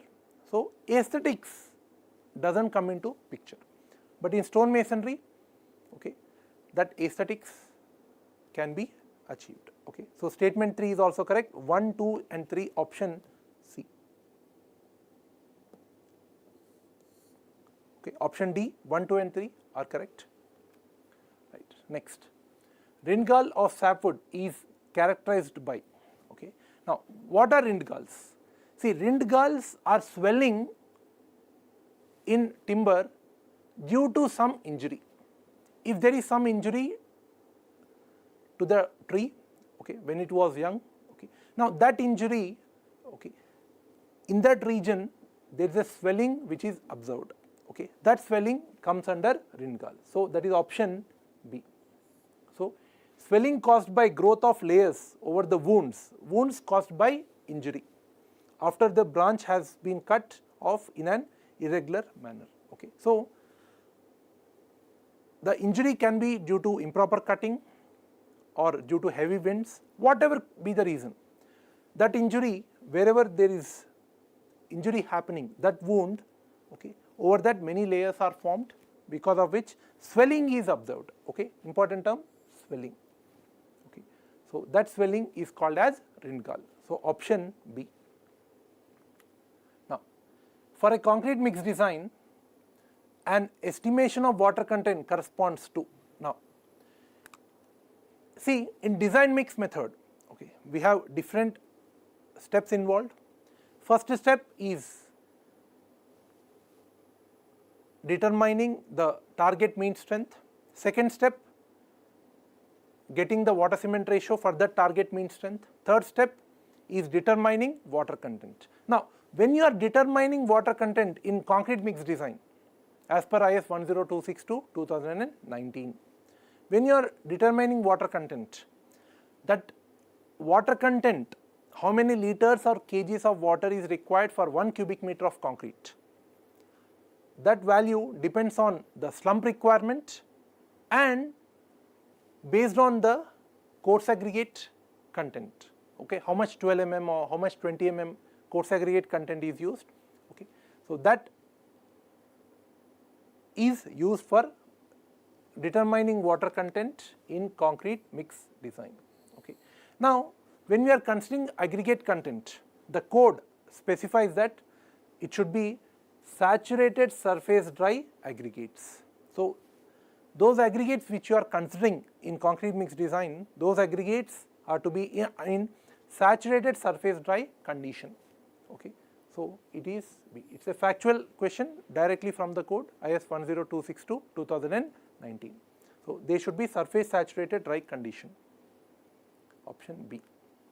Now, next, for maximum strength, the desired workability of fresh concrete can be attained by which of the following methods. So, for a given maximum strength, okay, sorry, for maximum strength, okay, so you are maximizing the strength of concrete. The desired workability of fresh concrete can be attained by which of the following. So, you want maximum strength, okay, and you want some certain desired workability. Okay. Now, so basically, what is the method by which you can maximize strength and you can improve the workability? Okay. So, that is what we have to see in the options. The proportion of coarse aggregate may be increased. Okay. Now, by increasing coarse aggregate content, okay, when you increase coarse aggregate content, automatically fine aggregate content is reduced. Okay. Now, because of that reason, available surface area for wetting, okay, of cement, wetting by cement paste has reduced. Now, because of that, there is more free cement paste available in the mix, concrete mix, which can help in workability. Okay. Now, so if you increase coarse aggregate content, okay, workability will increase. Okay. Now, this comes from the fact that on an average, as you increase the size of the aggregate, workability of concrete increases. Okay. Now, so workability is increasing, that is fine, but what about strength? Strength also increases, because we know strength of concrete depends on cement content and coarse aggregate content. More the coarse aggregate content, better is the strength. So, statement 1 satisfies what is asked in the question. So, you want to maximize strength and you want a certain desired workability. Okay. So, you want to have more strength, so more coarse aggregate, better strength. You want more workability. So, because of increased coarse aggregate content, okay, in 1 cubic meter, more the coarse aggregate, fine aggregate is reduced. Net surface area to be wet by the cement paste is reduced, because of which workability increases. So, option A is correct. Next, plywoods are classified as BWR, boiling water resistant grade, and moisture resistant grade, depending on what. Okay. Now, so coming to the classification of plywood. Okay. So, first we need to understand how plywood is manufactured. We get plywood by bonding odd number of veneers together, so that adjacent veneers have direction perpendicular to each other. That is how plywood is prepared or manufactured. Now, MR grade, moisture resistant grade. Okay. So, MR grade basically under normal usage conditions, okay, moisture absorption, okay, moisture absorption is quite less, okay, that is MR grade. BWR, boiling water resistant grade. Now there water absorption, okay, is even less compared to moisture resistant grade of plywood. Okay. Now the differentiation between these two is governed by which of the following, that is what is asked in the question. Now the difference is not appearance, okay, so that is straightforward. Appearance is not the difference between these two plywood. Thickness of plywood, no. Okay. See, whatever be the thickness, okay, moisture absorption or damage to plywood due to moisture absorption is not dependent on thickness. Density of plywood, no again. See, density has no relation with how much moisture is absorbed or how much damage is occurring due to moisture absorption. So, correct option is D. Bond strength developed by adhesive used for bonding the veneers. As we discussed, plywood is prepared by bonding odd number of veneers. Now, better the bond, better the adhesive used. Okay. So, better the bond, better the adhesive used, better will be the resistance of the plywood against damage, against absorption of moisture. So, MR grade BWR, the primary difference is the adhesive used. For BWR grade plywood, a better adhesive is used, because of which the plywood veneers are bonded thoroughly. Hence, option D. Next, high percentage presence of free silica in lime exhibits. Okay. So, free silica, if it is present in lime, what are the advantages or what are the characteristics? Okay. So, let us look at the options. Good cementing and good quick setting properties, high strength and cementing properties, good cementing and hydraulic properties, poor cementing and hydraulic properties. Okay. So, first of all, if silica is present in lime, okay, what happens is silica, okay, it provides a surface for the crystallization of calcium hydroxide. So, when lime is used for making mortar, okay, so what is absorbed by lime? Calcium hydroxide is formed. Now, that calcium hydroxide crystallizes around your silica, free silica, which will help in setting and hardening of cement, okay, lime, setting and hardening of lime. Now, this setting and hardening of lime can occur even in the presence of water. Even in the presence of water, this can occur. Now, that is an advantage, because if setting and hardening is occurring in the presence of moisture, in the presence of water, okay, it comes under hydraulic properties. Okay. So, if free silica is present in lime, because of that, setting and hardening will be good, that is cementing properties are good and hydraulic properties are improved. So, option C. Okay. Next, which of the following is the correct sequence in increasing order for the chemical composition of Portland cement? Okay. Ordinary Portland cement ingredients, okay, we have lime, silica, alumina, iron oxide. Okay. So, lime, silica, alumina, iron oxide. Okay. Now, see, these are the ingredients required for the preparation of cement, ordinary Portland cement. Now, proportion of lime required is around 60 to 67%. So, in the raw material, lime content should be around 60 to 67%. Silica is around 17 to 25%. Okay, straightforward fact. Okay. So, silica around 17 to 25%. Alumina is around 3 to 8%. Okay. And finally, iron oxide is around 0.5 to 6%. Okay. So, lime, silica, alumina, iron oxide, okay, this order is a decreasing order of proportion. Now, in the question, what is that it is asked? They have asked the increasing order. So, exactly the reverse of this. So increasing order will be iron oxide, alumina, silica and lime. Okay. So iron oxide, alumina, silica and lime. So this is the correct sequence. Increasing order of proportion. Okay. Chemical composition in the manufacturing of ordinary Portland cement. Right. Sugar added to cement. Okay. Cement mortar, when you add sugar, okay, what is the effect? Okay. Now, in admixtures topic, we discussed this.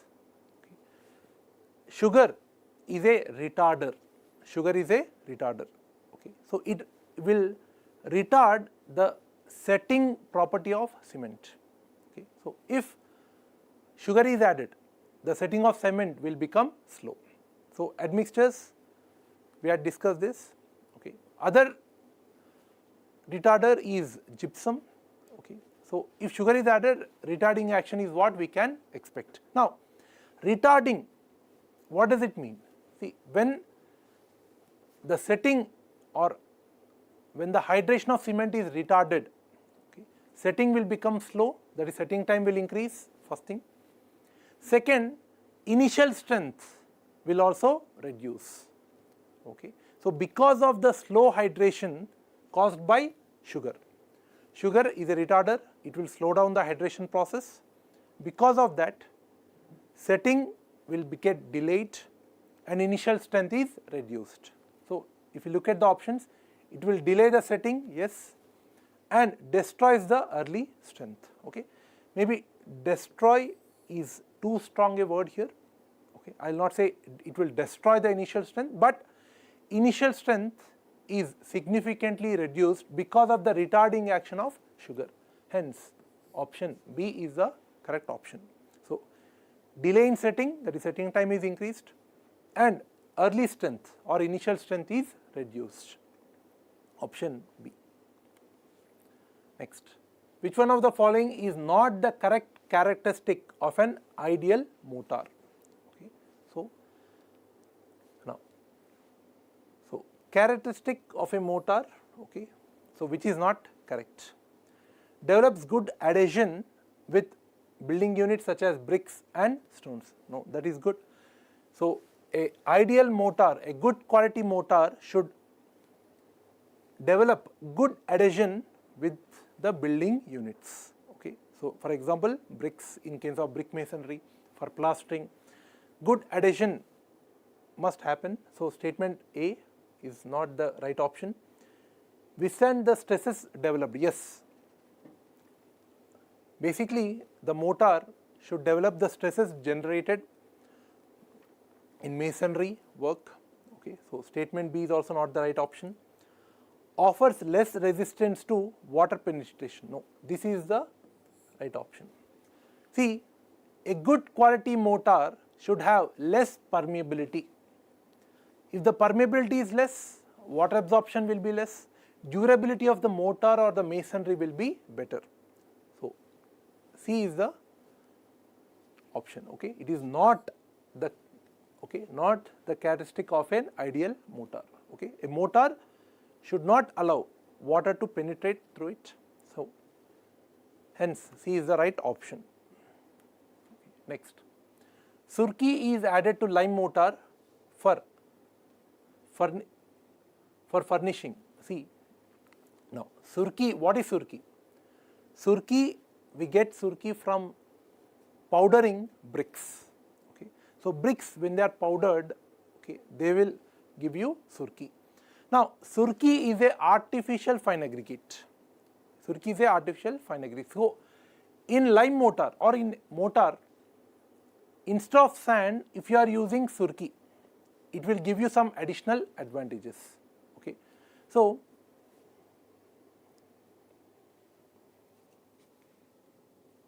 right. So, what are the additional advantages because of surki? Now, see, surki, when we use it instead of sand or replacement of sand, what happens is it will give hydraulic properties. Now surki is made, we are getting surki from bricks. Okay. Bricks are made from clay. So, because surki has clay particles, around the clay particles the calcium hydroxide can set and harden. Okay. Even in the presence of water this can happen. So, that characteristic is called as hydraulicity. So, because of use of surki, the hydraulic properties of lime mortar are improved. Okay. Now, that does not happen in cement mortar. In cement mortar, the setting and hardening of cement is not linked to presence of clay particles, but in case of lime, the setting and hardening is linked with the presence of clay particles. So surki, because of its nature, it will give hydraulic properties to the mortar. Okay. So, statement A. Right. So, these were the questions regarding building materials. Okay. Right. Now, coming to construction equipment, okay, we had only 3 questions. Okay. Now, a numerical question on this. Now, what is the time required to grade, okay, and finish 30 km of road formation with width equal to thrice the width of the mortar grader? So, here we are using a mortar grader, okay, for grading a 30 km road. So, length of the road is 30 km, okay, 30 km. So, for grading, that is leveling of the formation of the road, we are using mortar grader. Now, mortar grader, the width, okay, if you see, the width of the road is 3 times the width of the mortar grader. Okay, important point. Next, using 6 passes of the mortar grader. Now, this grading of formation of the road, okay, it is being done by passing the mortar grader 6 times. So, 6 passes. Okay. So, the mortar grader, when it passes 6 times, okay, we are saying that the formation is done. Okay. So, total 6 number of times the mortar grader should pass in a particular stretch, then only the surface is properly leveled or formed. Okay. The road formation is done. Okay. Now, of the mortar grader, with speed of each of the successive 2 passes as 6 km per hour, 8 km per hour and 10 km per hour. Okay. Now, here total 6 passes are happening for formation of that road surface. Now, the first 2 passes are going at 6 km per hour, next 2 passes 8 km per hour and the final 2 passes at 10 km per hour respectively. Assume machine efficiency based on operator skill, machine characteristics and work conditions as 75%. So, efficiency of operation is 75%. Okay. So, this is the data given in the question. Now, here total length of road formation is 30 kilometers. Now, here the width of the mortar grader is 1/3 the width of the road. So, the total number of passes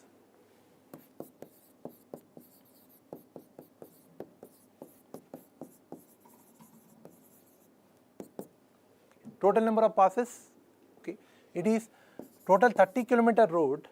Okay. Now,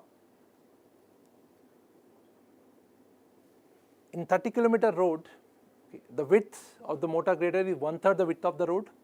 So, to cover this 30 km in one pass, it should move 3 times. Okay. So, into 3, because width of the mortar grader is 1/3 the width of the road. Okay. So, to cover 30 kilometers in one pass, okay, it has to travel 30 into 3, 90 kilometers. So, the first 1/3 path, second 1/3 and third 1/3 path, then only it is counted as one pass. Okay. Now, total number of passes is 6. Okay.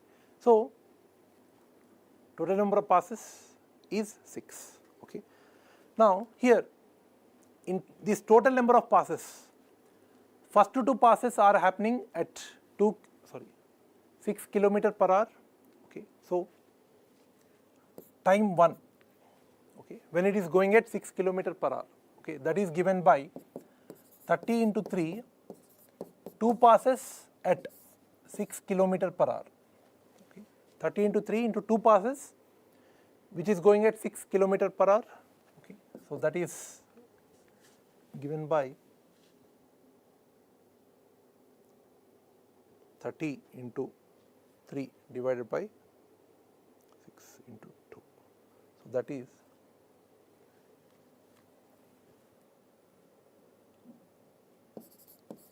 30 hours. Okay. Now, this is about the first 2 passes. The next 2 passes, 30 into 3 into 2 happening at 8 kilometer per hour. Okay. So that is 30 into 3 into 2 by 8, 22.5.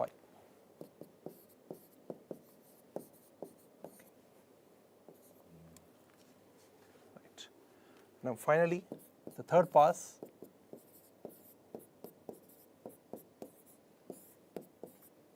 which is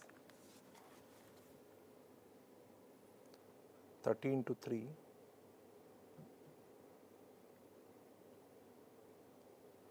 18. Okay. So for the first 2 passes 30 hours, second 2 passes 22.5 hours, third which is happening at 10 kilometer per hour, it is 18 hours. Okay.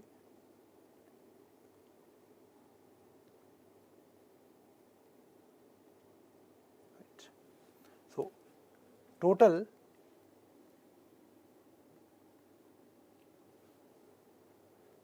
one second.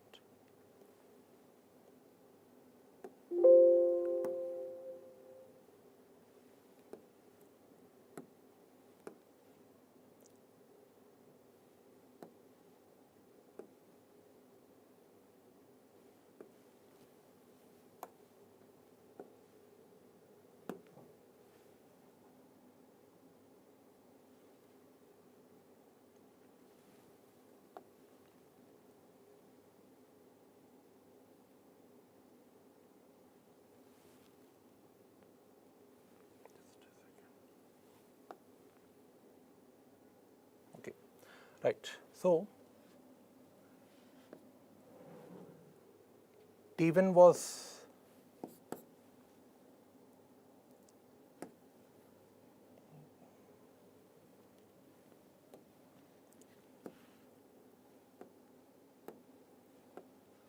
right.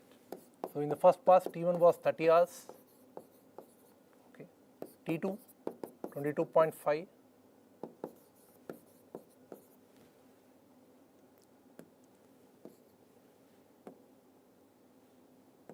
third pass time taken was 18 hours.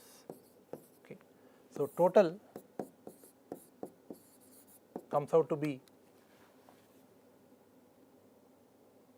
70.5 hours. Okay. So now this is a 100% efficiency scenario, okay, where the motor grader is running continuously. Okay. So it is operating with 100% efficiency, then the answer is 70.5 hours. But in the question it is given that operation efficiency is only 75%. So it will take more time for the same task to be done. Okay. So total time taken by motor grader, okay, is 70.5 divided by 0.75. So divide by 0.75 with that efficiency, okay, that comes out to be 94 hours. Okay. So total it will take the motor grader around 94 hours for the operation to be done. Okay.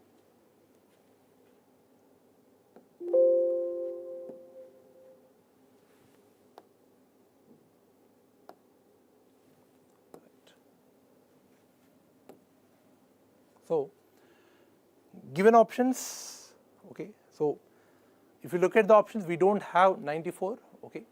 So correct answer is 94 hours, but option is not given. So nearest answer, okay, comes out to be 96. So we can